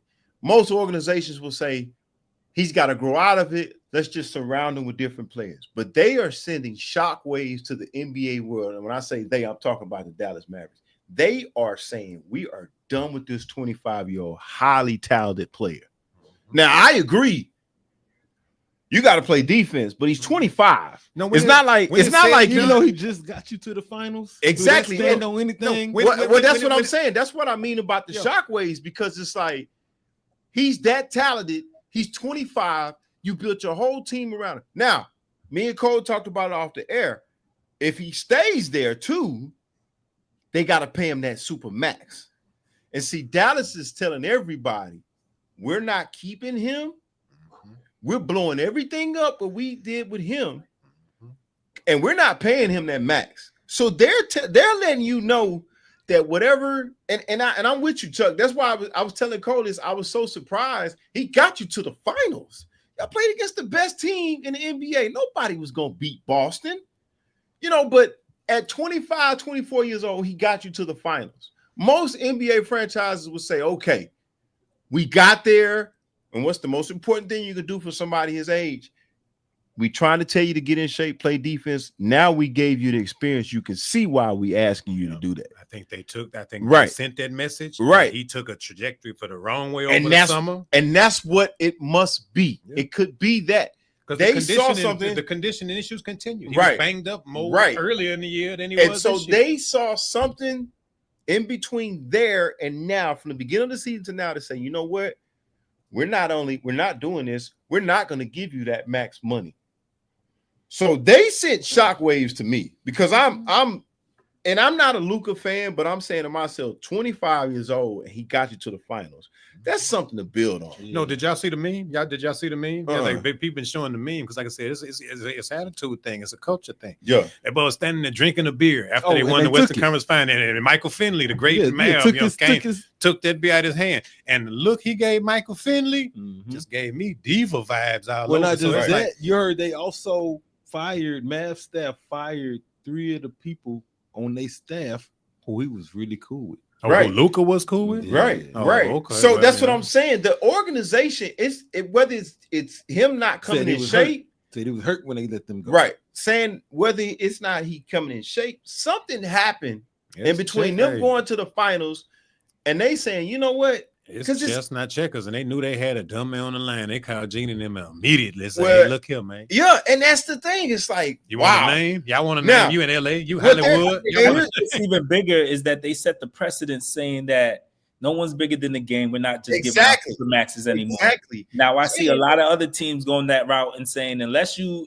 Anthony Edwards, unless you a couple other players, them super maxes ain't happening. They ain't happening at all. Right. And Cole, you've been advocating for that about the Supermax, and I think that's what I'm saying. It sent shockwaves to the NBA, because usually we're in this offensive era. Somebody would overpay for Luka Doncic because of how offense is selling tickets. The Dallas Mavericks are saying, you know what, we're gonna go with, and he's not playing like this, but an older Kyrie, whose contract will be up in 2 or 3 years, Cole. Something like that. We're going to take our chance with an Anthony Davis that when he's there and he's playing well, he's probably, and I hate to say this, but it's the truth, he's probably the best player in the NBA when he's playing well, when he's there. We're going to go with that in the middle, right before the All-Star break, rather than to stick it out with this 25-year-old. That is an offensive genius. That sticks out to me like none other. That is an organization that's saying, you know what? We tried it. We made a mistake, and we fixing it right now.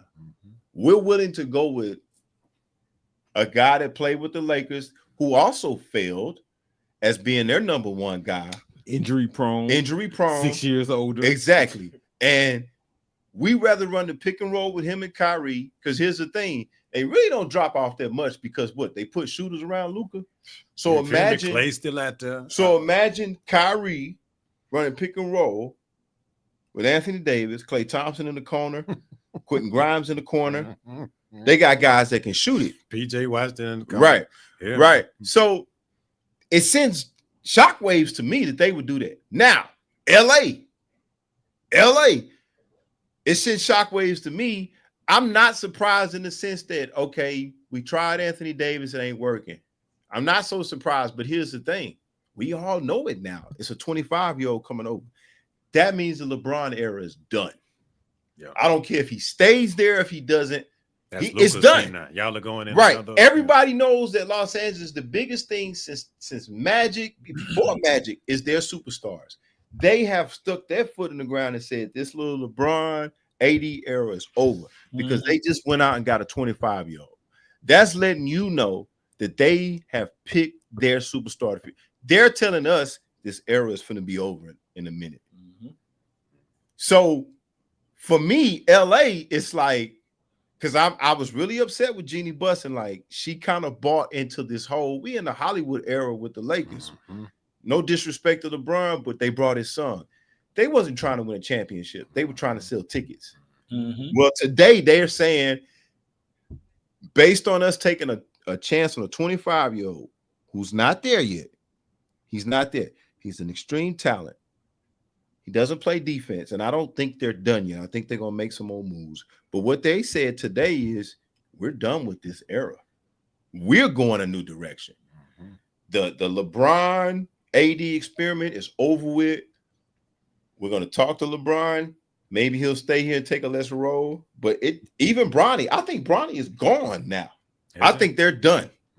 Bringing Luka in, to me, tells me there's a new era in Los Angeles basketball. And they're doing it in the middle of the season. So there's been What's the chances of LeBron going to link up with Steph? Well, I don't think that works as far as a championship run. I don't think they had the assets. Yeah. I don't think they have anything. Well, and then you got it. LeBron ends up back in Miami. And that could happen. That could happen. I can see that happen. I can see that. I don't know about I don't think it'd be for Jimmy, but I can see a big three-way trade or some sort. Well, and see, here's the thing. There's also been rumblings, I don't know how true it is, but Phoenix is not happy with Durant. And they're talking about Durant possibly could go back to Golden State. That's a late report. Because here's the thing, and I knew this was going to backfire on Golden State. That system, nobody else can flourish because they're trying to get the ball to a shooter. And it's too easy. It's too easy to take away. Right, exactly. And that's why I tell people all the time, that's where Durant made a mistake trying to get out of there. It was curtailed for Durant because Steve Kerr and them know that, number one, Steve Kerr has been a shooter in the system with the Bulls. But Steve Kerr know that you can't win a championship just giving the ball to a shooter. And I like Curry, but he's a shooter. You need a Durant over there. Not necessarily LeBron, because LeBron can't necessarily get his shot off like Durant. I'm telling y'all, you can get away with old Workman Middleton on the dollar. Depending on you, get great value. It's a great value. But we got some comments in the chat. Yeah, Chuck, like we got a lot, man. We missed them. I missed them. I can't see that far, Chuck, but you tell me. But it said, what does he say? LeBron is going to run laps around Luka cardio. Luka better hit the track. Yeah. Well, and at the end of the day, maybe in LA, I think they hoping that on the plus side that some of what LeBron got will rub off on this little kid. Teach him how to be a professional. Take him under his wing. Teach him about LA. I think he's a big LeBron admirer. You know what I'm saying? Yeah, and it could be that. But I still think that LeBron's going to take a lesser role if he stays there. You know, and it might be agreed upon that. You know, I don't think he takes a lesser role this year. I think he takes not this year. No, not this year. Yeah. Not this year. Until they find other pieces, and I'm pretty sure they're not done. Until they find other pieces. And the only way I see LeBron taking a lesser role is if he respects him enough to say, okay, Luka put in work in the offseason. He lost weight. He came in and did certain things. Because LeBron still got too much integrity, character for him to be like, hey, I'm in better shape than you. Why am I guarding a player at 41 years old and you sitting there letting him walk by? Right. No, I don't think the Lakers are done. I just think that they're letting everybody know that the LeBron era is over. And shout out to Rob Z, shout out to Super Dave, shout out to everybody in the chat. I can see them old lads doing all right. I can see a little bit of it. Can you see that? Because I can't a little bit. Shout out to the homies, man. Yeah, we in here, man. We trying to see what's up with the big game, these trades. Speaking of the game, give us an update on the Knicks and the Rockets, because you noticed that Cole is quiet because the Rockets are really doing work on the Knicks. My TV delay, yo. I think my TV delay. Sir, well, we got it on over here. I think, man, from what I see, it look like we have a little bit of liftoff in MSG tonight, man. It's a little bit of liftoff. Yeah, it's 48-41 right now, 51-41 right now. We actually 53-46. Okay. They got to cover for FanDuel. You didn't know that they in cohesion with FanDuel. They got to get the cover at least. I love it. But now we just had to get that quick update from H-Town. Shout out to them Rockets, man. But I don't mind it, because y'all gonna make us trade for some athletes, man. Y'all can have Robinson for Whitmore, yo. Oh, here we go. No, we ain't going for that. Chill out. Man, I'm so hoping that they don't do nothing. New York Knicks fans been wanting Whitmore since last year, yo. We gonna stand pat. Yeah, y'all got a tough team. Like y'all. Honestly, this is what I want to say tonight before I forget. The state of Texas has 3 contenders, yo, in the next couple of years. Yeah, let's talk about the next one right now. So let's talk about the Sacramento. I'm glad you said that. Segue into that. So Sacramento is finalizing the trade to send De'Aaron Fox to San Antonio in a multi-team trade that moves Chicago Bulls star Zach LaVine to the Kings. San Antonio's potential starting 5 could be this: Chris Paul, De'Aaron Fox, Devin Vassell, my man Stephen Castle, and Victor Wembanyama. I cannot say his name. Now, the details of this trade is Spurs receive Fox and Jordan McLaughlin. Kings receive Zach LaVine, City Koskoko, 3 first-round picks and 3 second-round picks. Bulls receive Zach Collins, Trey Jones, Kevin Huerter, and their own 2025 pick via Spurs. All right, let's talk about this. Now, let me start off with this. Well, I'll ask y'all both this question. Let's go with you, Cole. Who wins? How do you feel about this trade, and who wins in this trade? You got the Spurs, the Kings, and the Bulls. Who wins? I'm going to save what you call for last. I'm going to save the Spurs part for last. Okay. What the hell is the Kings doing? I really don't know what they're doing, what they're trying to build. They not, Cole. They tearing everything down. Man, they have talent. They're one of those teams that compile a lot of talent, but they don't know how to build a team, or they don't know how to put it together, or whatever it may be. I think that they didn't do bad by getting Zach LaVine, because at least you get a player that you can put as part of a foundational piece. Outside of that, they need to blow that up. So I think they're kind of losers, because they're losing the best player and didn't get Stephen Castle or Vassell back, or anything that's substantial that says, hey, let's build for the future. Right. They're blowing it up. He's the fastest man on the court with a basketball. That's you could tell that just by what Cole's saying, they blowing it up. They didn't even really get no value. Go ahead. Yep. But I think the draft picks, they ain't really do nothing that moves the needle for me outside of, stay status quo, which is maybe 10 to 12 seed maybe. Right. When it comes to Chicago, I think they're making the right moves. I think they're just getting rid of salary cap space, trying to tank on purpose, trying to get as many draft picks as possible so they can rebuild quick as possible. Mm-hmm. Now, to the major winners is I honestly think that no one should want to see San Antonio in the playoffs this year, because even if they ain't ready to take that next jump, they still gonna push somebody to seven games with Popovich coaching that team. And I think for future wise, I think that they're gonna be a top 4 team in the West for the next for the next 8 years. Definitely 8 years, easy. Definitely. Definitely. Here's the funny part about the media. Okay. The media told us that, and I believe, did Mike Brown go down to San Antonio too to join that staff? The coach is an assistant at that? I think so. Because I know he falls under the Pop. I think he's probably and I'll go out on a limb and say this. He may succeed Popovich. Who's in Sacramento now? Popovich. Since they fired. I mean, Sacramento.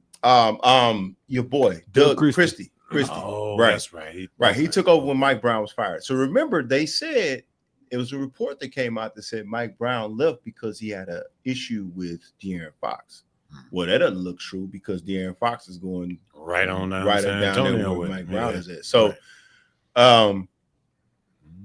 it might be a little front office room. There's no telling what exactly here's the thing. transpired. Here's the thing.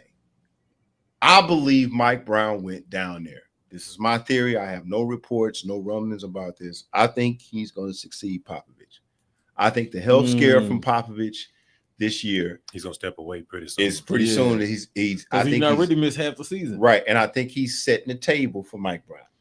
They drafted Wemby.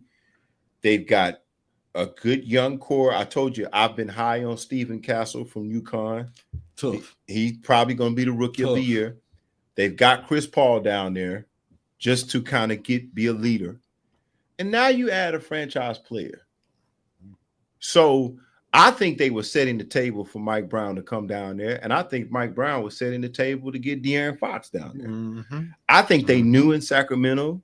They tried. They did a great job. They went to the playoffs and got the second round. But something happened in there in Sacramento where they figured out they could not win a championship or contend for a championship. They hitched the wagon to Sabonis. Right. And I don't think it's Sabonis' fault. No. I just think that he's not that type of player, though. Well, and I don't even think it's so much that it was bad in Sacramento. I just think that they knew San Antonio was on the rise. And I think they probably went to Popovich and says, who do you want to succeed you? And he said, Mike Brown. That's Mike Brown. Mike Brown is a Popovich disciple? Yes, he is. Okay. And so for whatever reason that you cause up some kind of stir in Sacramento to get out of there, you go down there to probably the best player within the next couple of years after Joker, Wemby. He goes down there and they're going to set the table for Mike Brown. And Mike Brown says, okay, can I bring my franchise player with me? Yeah. He's also a Texas product. Shout out to De'Aaron Fox. So now, after years of trying to, and that's what San Antonio's do, they're trying to find their franchise player. Well, they found him, a French kid that's 7 foot something that can do everything. And what do? Like much of the old Spurs teams, they go out, they get another superstar, a superstar who was establishing himself in a small market, who has now gained the respect of his peers, De'Aaron Fox, and who is now a legitimate all-star, who is now a legitimate superstar in this league. He's still young. You bring Mike Brown down, you go to Popovich before Mike Brown says who, and Popovich says, you know what, I'm probably going to step down. Well, who you've done so much for our organization. Let us reward you. Give us a successor. Ooh, bring Mike down. Got finesse. Shit, Sacramento got and finesse. Sacramento probably say, you know what, we're going to start over anyway. Let's start over. And thus you have Chris Paul, De'Aaron Fox, Devin Vassell, Stephen Castle, Victor Wembanyama. Not to mention, we all know about these Spurs teams. They probably got something else from across the seas that we don't even know about, a Ginobili or something that's brewing next year. So they're looking to build a dynasty down there. And I think they're starting to go in that direction. Man, I talked to all that. Some walk that back, man. Shout out to my man. Shout out to my man DeRozan out there, man. Like I said, for some reason, they keep a nigga with some head problems. I don't know. Everywhere that boy go, well, it's like dysfunction. Follow this dude. Now all he does is hoop. Remember, I said that last week. You wasn't here. Me and Cole talked about it. There's an NBA exec. I think we talked about it last week where I said somebody is saying that nobody ever criticizes him. It's something that follows him, meaning DeRozan, to where as good as he is, he cannot get on the championship team. He had a good run with Toronto, but that's when LeBron was at the height of his prime. Right after, unless you're doing like that. Nobody right after you go. Right, and nobody who's got a chance to win a championship is picking him up. So it might be something to that. But back to the thing at hand, I think the Kings and the Bulls are starting over, and I think San Antonio is getting ready to start their dynasty. I think they getting ready to start a dynasty. It's scary. Yeah, it's very scary. Is that all? I can't say dynasty. Everybody's here. I can't say dynasty only because I think Houston, honestly, that kid Thomas, Alvin Thompson. Amen. Yeah, but Cole, here's what you got to understand about us. I love us because I think the biggest thing for us is that we got a hell of a coach. As good as we're playing, as great as we're playing, okay, we still don't have nobody to go out there and get us 40. Not yet. But I think you have pieces on your team like Thomas, or whatever you will call him. But Cole, you love this because y'all did this for years in New York. Y'all had great pieces, but y'all didn't have a stud yet. So you fall in love with these kind of teams. I told you this for years. The Rockets look great. I think Jalen a stud, fam. Nah, he ain't just got the green light yet. But I think we're going through Shingun. No. Chuck, if we wasn't going through Shingun, hold on. And I'm finished. When has he gave you 40 years? He hasn't had to. Why not? Because Thompson is your best player. Nah, y'all. Thompson is your best player. Y'all drinking the Kool-Aid. I'm gonna tell you. I'm gonna tell you why. And the Rockets know these guys ain't the guys. You know why? They gave Jalen and Sagoon 3-year contracts. Why they didn't give them 5-year contracts? Because they looking for them to prove themselves. And they not there yet. It's motivating. They not there yet. We discussed this when they signed them. I said, "Hey, great job signing them," but they only signed both of them to 3-year extensions. Jalen was supposed to get a 5-year extension. Sagoon, why they only gave him 3 years? Because they haven't made it yet. They're on the way. Right now, they can't be Oklahoma City in a 7-game series. They didn't want to give Jalen too much money that second. Because he ain't there yet. Because he's not there yet. I'm telling you, he's not there yet. There is no be OKC. They can't beat Dallas, but they could beat anybody else. They can even beat Memphis. Right now they beat can't OKC this season. In a 7-game series. No. They cannot beat San Antonio now in a 7-game series. And I love the Rockets, but they not there. They second round playoffs, possibly Western Conference Finals, but they don't have. They have what we think are studs. Yeah, Sagoon get you 20. Jalen any given night get you 25. Now once the Dylan Brooks and the Van Fleet things run their course, we're gonna get somebody in both them spots. And I agree, but I'm just saying right now, this year, look, the Rockets are winning because. But do they need somebody to give them 40? Yes, the Pistons didn't. And the way they playing defense too, but in the way we playing defense, but they have to play. That's what I'm saying. If they don't, niggas averaging like 120. But Chuck, if in transition, but Chuck, this is the NBA. If they don't play like that, if somebody gets hurt, if they don't play defense great, they don't have a Gilgeous-Alexander. They don't have a Donovan Mitchell. They don't have somebody when nobody making their shots and everybody ain't playing defense can go get you 40. They do not have that because if they did, they would have gave them boys 5-year contracts. They only gave them 3-year contracts. I'm telling you, they even saying it. They saying it. But we gave Jayden a 3-year extension. But like Cole said, man, listen, I'm in line right here at halftime. Our men got 14, 6, and 5. That's great. At halftime. I'm in the superstar. The other day he had 38 against moving him and I guarantee all 3 of y'all, I say it right now, he won't have 30 points at the end of this night.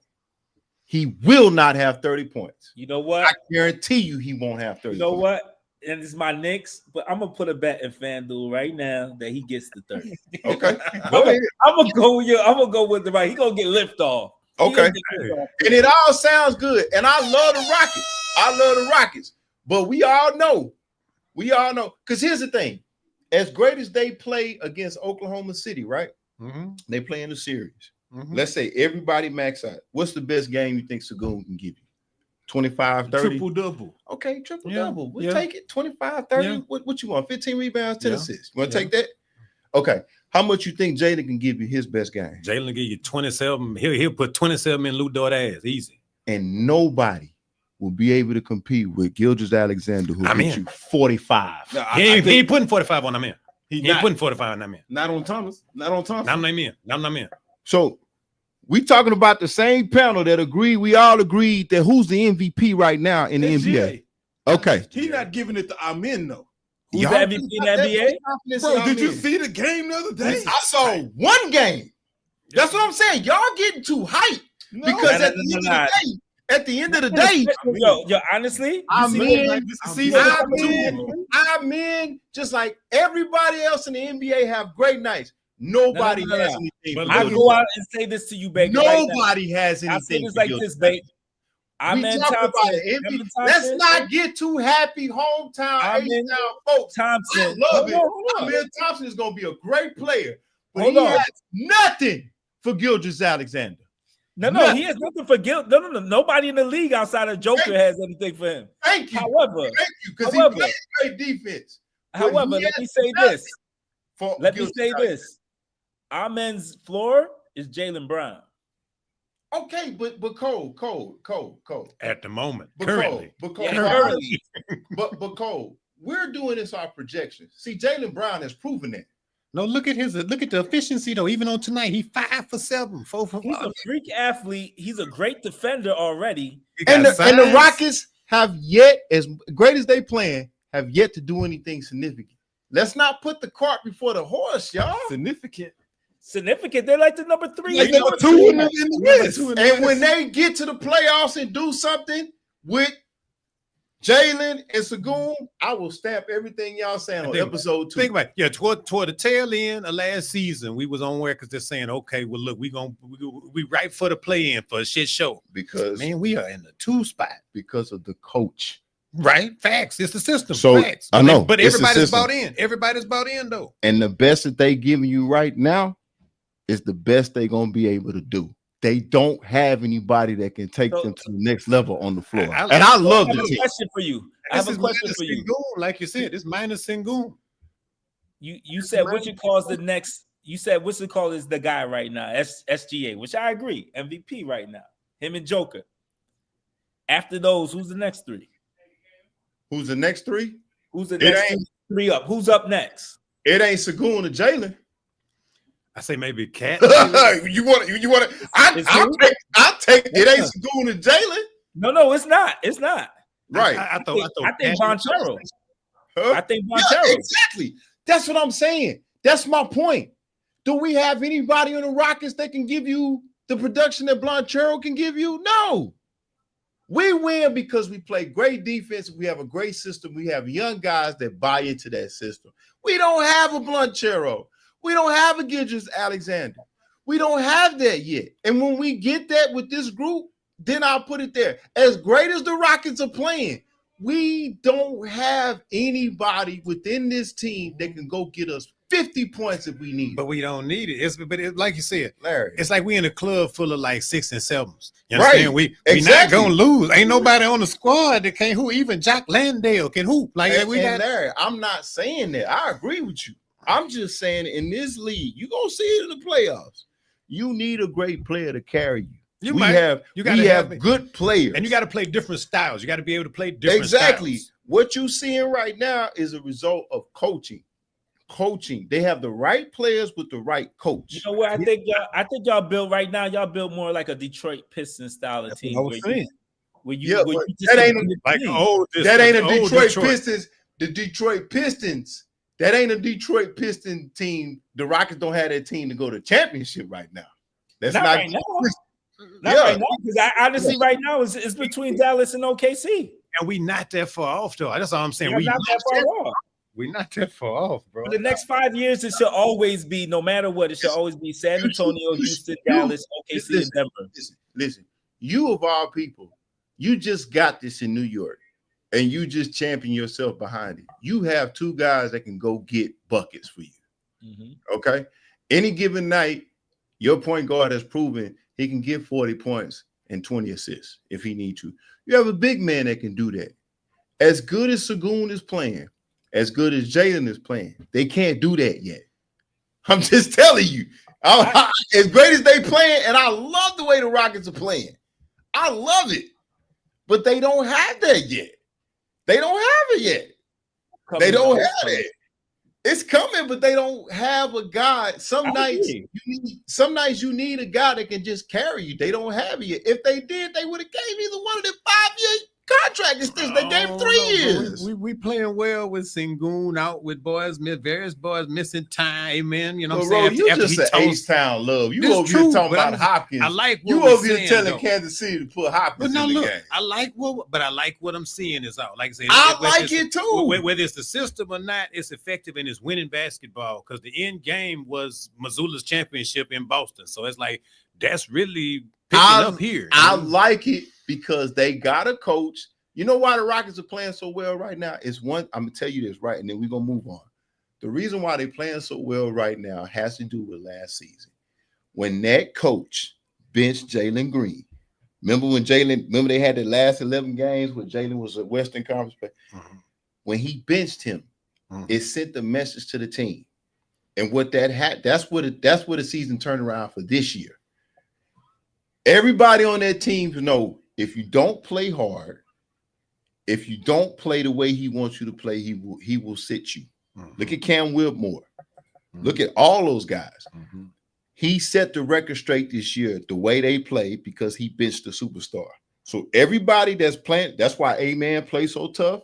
That's why they play so tough on the defensive end, because he set the mark. This wouldn't be a bad spot for Buckets either. We could swap out Buckets and Dillon. Who's Buckets? Jimmy? Nah, because Jimmy kills young. You don't want to touch Jimmy, yo. Jimmy kills young. Jimmy, bro. Nah, I get what you're saying with the mentality, but just like Minnesota, if they get to bitching up, he'll kill the locker room. Yeah. If you don't have veterans to stand up and like, hey man, sit down, man. Yeah. Chill out. He'll kill the locker room. Yeah. I don't want Jimmy. I wanted Jimmy when Harden was here. Mm-hmm. Yeah. That's when I wanted Jimmy. Jimmy doesn't work well with young players. Worked then. Yeah. But don't get me wrong, I love the Rockets. Jimmy Harden, man. I think Clippers might be a destination for him. Yeah. It'd be a good fit. Yeah. I love the Rockets, man. I love what they doing, but I just know who's responsible for it. It's the coach. Yeah. It's the coach. I'm telling you. It's he, man. You know, because Udoka effect. And Cole know this, man. He just being a fan right now. That's why I get on him. Me and Cole talked about this one day. And I said, man, I wonder if they're going to give Jalen Green 3 years or 5 years. If they give him 5 years, they saying that he the man. And I said the same thing about Sengun. Now, Sengun has sold me. I wasn't a Sengun fan at first, but he has sold me. You know what I'm saying? I like LP. And I think he is an all-star in this league. You know what I'm saying? But they gave both of them 3-year extensions. They didn't give them the max. They didn't give them 5 because they trying to see, can they live up to what they think they are? I'm just enamored, and I like the assets. But don't get me wrong. I do think where they at right now, I do think they number 2 or number 3 in the West. And I like the assets. Like I said, Cole get a feather in his cap for the Reed Shepherd call. It's like Reed Shepherd is a treasure, and it was a steal. We sitting on assets. Yeah, like but also to tear down Cole. He said Reed Shepherd was going to be cold, even though Reed Shepherd spent most of his year in the D League, right, with the Vipers. Right, but he gave him boys 50. Right. First game, Don't be a problem. But you want to give Cole credit, but the guy that he said that we needed been in the G League all year. But let's just move on, man. But anyway, you want to give him credit, but the guy that he said it. That was supposed to be the difference maker for us is been in the G League. Now he scored 50 in the G League, but he in the G League right now. Do we even know where Reed Shepherd is in terms of anyway? Come on, man. They find where they at. Matter of fact, if you bring Reed on this team, he might mess up the chemistry. You know what I'm saying? That's true. Anyway, but let's keep going. Let's go so we can get up out of here. But let's talk about Jimmy, and then we'll do 1 or 2 more topics and we get out of here. Where do you think Jimmy should go? What's the perfect fit for Jimmy? I honestly, because he got to get out of Miami. Yeah, before I heard about the rumblings with Durant in Phoenix, I thought Phoenix would be the perfect swap. We swap Bradley Beal if Bradley Beal waived the no trade clause or whatever he's got going on, and you can get Jimmy in that locker room. You know what I'm saying? That might work in Phoenix. I think that might the and ship. that might be what Phoenix needs. That'll keep them competitive because you're right. That'll keep them tough because it's like Booker's a great piece. You know, Durant is still a great piece whenever he's there, and he's out. You know, that might not be a bad idea. That's really a good. That's a good fit, and then Jimmy can go and give you. Jimmy's the coldest glue guy there is. You know, he does dirty work. Mm-hmm. He sets the tone. He's got a good sense of timing and urgency. You know, he put it on the line. And you know they could stand to have a little bit of that in Phoenix, a little bit of that toughness, you know, a little bit of that Jimmy, you know, Himmy, you know, they need Himmy in Phoenix in the playoffs. Cole, what do you think would be a good spot for Jimmy? I think Minnesota is the perfect fit. I think he'd be the second option. I think that he'll provide Edwards with some wisdom. I think he just naturally fits into that small forward position. That might not be bad either. And the pace of how they play, I also think it fits Jimmy's pace as well. That might not be bad. Y'all both came up with some two good teams. Yeah, Jimmy would Gobert behind him defending, and he would call to Gobert out when he gets soft. Oh yeah, for sure. See, Jimmy is like a junkyard dog. Somebody that needs a team, not necessarily a young team, but a veteran team that needs some toughness. That's why I think Phoenix is perfect. But I also think Cole got a great point with Minnesota. That's what Minnesota needs. They got talent. They got size. They need some toughness. Memphis could use them too. And Memphis might be a great place. Him and Smart. Can you imagine him and Smart one at the two guard? He don't want to play there. That's the issue, is that you can't be – he just seemed like he just being an issue to be an issue now. Yo. Before I was on the side, but now I'm like, yo. It's like he's turning divish. Yeah, you know what I'm saying? I don't want to go there. And he's gonna get Marbury, man. I'm telling you, he's gonna get Marbury. He's gonna be out the league in a second. Yeah. All right, you're right. All right, let's do one more, and then we'll get out of here. All right. Who do we think is the biggest it's always an all-star snub this year in the NBA. Who do y'all think should have been there? Now I got a couple names here you might not agree with, but let's just go around the panel. But I got LaMelo Ball, Trae Young, Kyrie, Sabonis, or other. Is there anybody that you think didn't make the All-Star team? Chuck, if you can you pull up the rosters for the East and West All-Stars? But is there anybody that you two, let's start off with you, Ro. Anybody that you think clearly should have been on the All-Star team because of load management or other? And tell us why you think they should have been on the team. Well, I don't know. I'm biased. We know this, so I'm gonna just go on a limb and just say, if LP on there, Jalen deserved to go too. You know what I'm saying? That's a good one. To be all the way honest. Yeah, I think both of them should have been on. Both of them honestly did enough this year. Yeah, and the team is winning, so I don't have a problem with that. If they weren't winning, Cole, anybody in particular that you think was an all-star snub for the NBA? Josh Hart. He has better numbers than Jaylen Brown, and there was another person. Only thing that they do is score more, but he's averaging 14, 9, and 7 or 8. He's lightweight, the heart and soul of the team. Yeah, so what do you think is it's like 7 triple doubles too already or something like that? Okay. Do you think it's anybody? What position is Hart? And see, that's the thing. That's what's so great. He plays 2, 3, 4. Okay, but what do you think would he go to the Hart in place of who? Jalen? He could be there in front of Jaylen Brown. He could be there. Who else was on the All-Star team in the East? But they named 2 people who made the All-Star team in the East that he has way better numbers. 3-point percentage, rebounding, free throw percentage. He leads them in every single category except for points. So maybe the dude, Cade Cunningham. Yeah, I don't think Cade. No. Cade deserves. He does, but Detroit is so trash. It is trash. But he been doing it. I think you could take Leonard out with Josh Hart. I think Josh Hart has been playing better than that. Yeah, I think so. I agree. I would take Josh Hart. Yeah, I think I could take Josh Hart. I mean, maybe even over Tyler Hero too. Yeah. Is Giannis not on that team? No, Giannis just started. Starters is Giannis, Donovan, Cat, Jason Tatum, and Jalen Brunson. I mean, even I don't like JT starting. Well, but they gonna put him in there because Boston is. But I bring them both off the bench. I even agree with Cole in the sense that there's an argument for Josh over Jaylen Brown. I think so. There's an argument there. So. There's an argument there. There's an argument. from a number standpoint, there's even an argument with Siakam. Well, Siakam's in Indiana, right?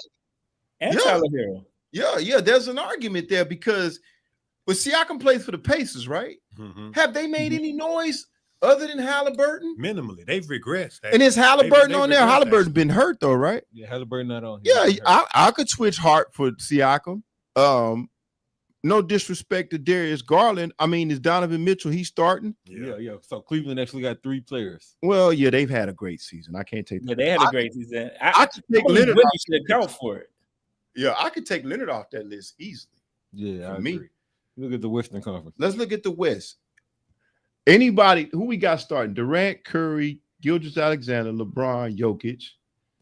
You got Anthony Edwards, Davis, Jaren Jackson, Jalen Williams from the Thunder, Sagoon, Victor, and Harden.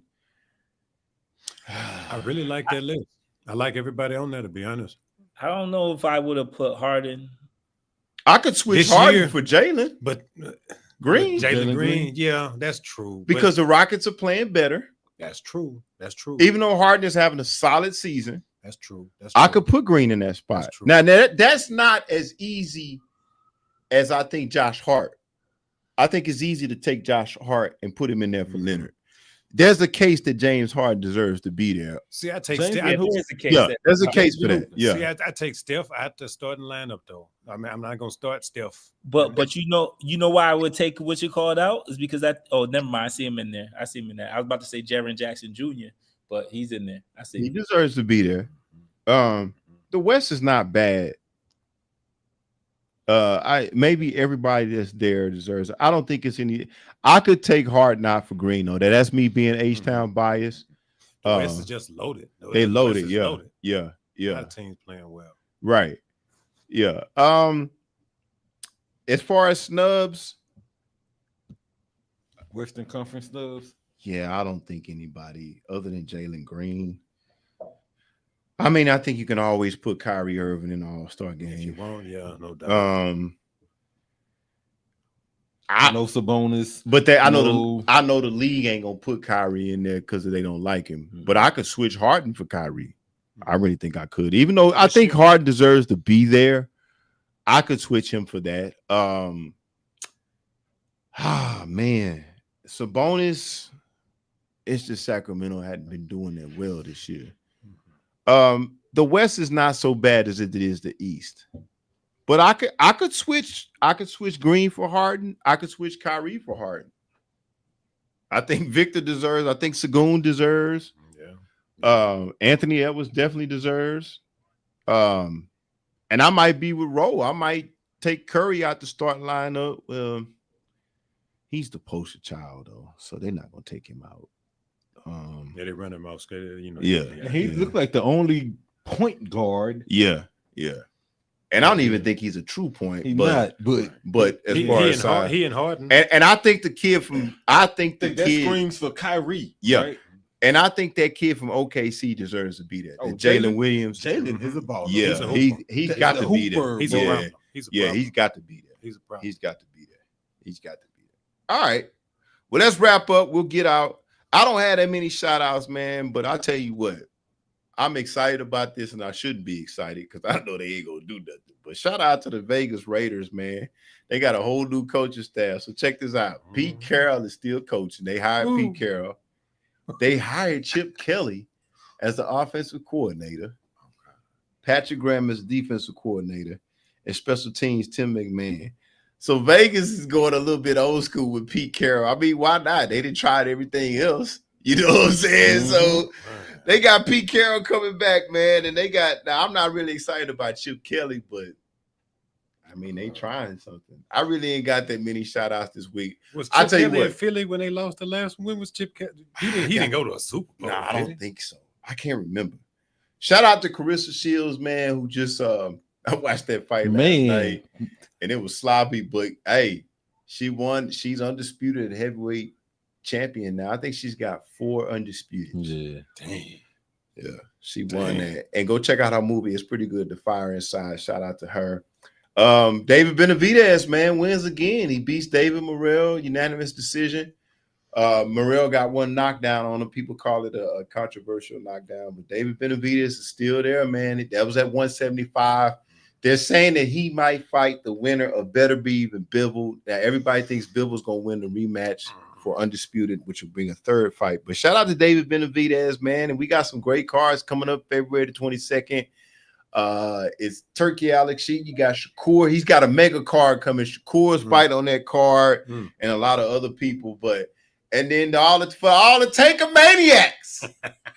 Shout out to my man JT. The Tanker Maniac will be back. I think it's March 1st against Lamont Roach in New York. Another DC native. March 1st, what, 3 weeks? Yeah, something like that. Yeah, Is 4 weeks? Yeah. Tanker Maniac is back once again, bringing somebody up from a smaller weight class. Chuck, pull this up, man. Shout out to my man. Look. Cool boy Steph fought. He's one of my favorite fighters. He fought on the Benavidez card. I want y'all to check out his outfit. Now, it worked because he won. What's his name? Stephen Fulton. Oh, are you talking about the jeans and the Timbs? Yeah. Shout it out and put it up on the screen, bro. You got to see what he boxed in, man. And he won.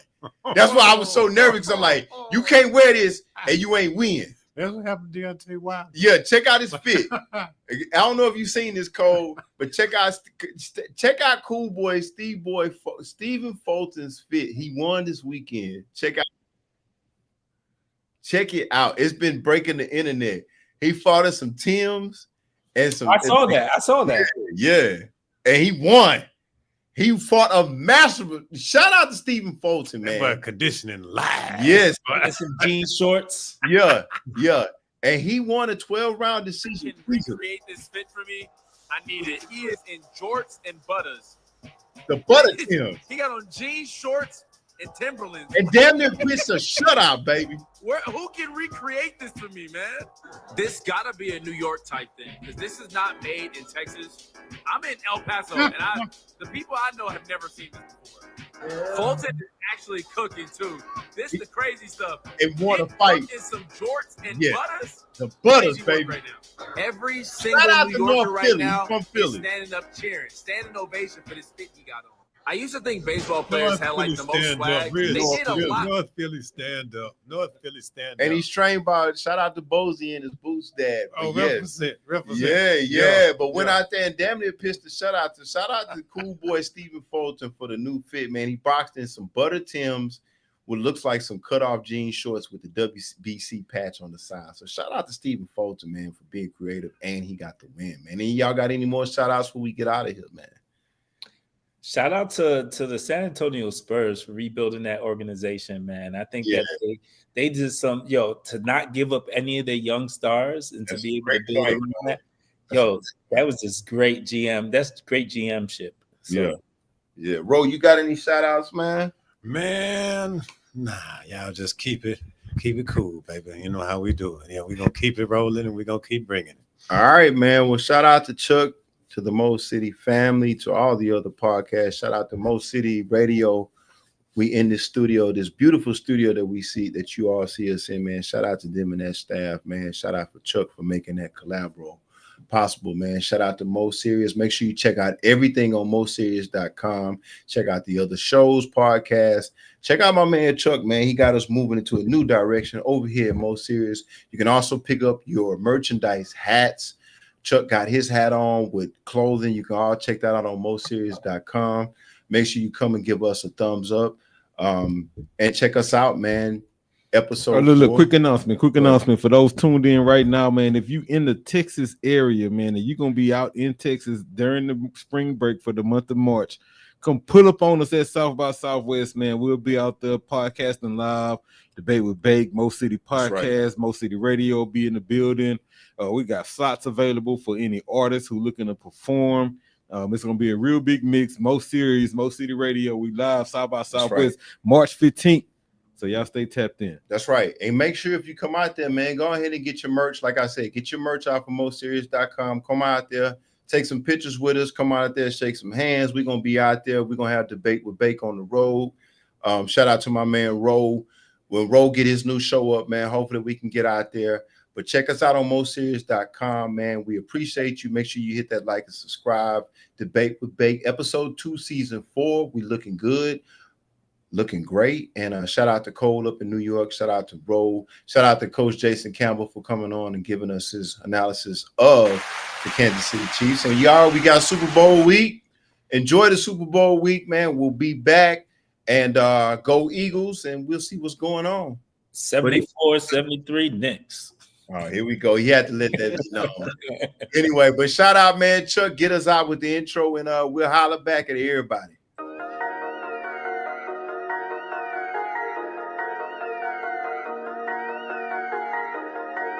Debate with Bake. Season 4. Let's go. Here we go. Debate with Bake Sports Show. Season 4, live at Mo City Radio. We talking basketball, football, and boxing. You got something to say, man? Jump up in them comments. We just giving opinions, supporting it with proof. Let's look at the stats, cause numbers tell the truth. It ain't no hating, we just debating, interviewing guests so we can learn how they operating. Shout out to Prize Picks for the daily fantasy. Invest a few dollars, let's do some gambling. C-Bake got the topics and he keep it cracking.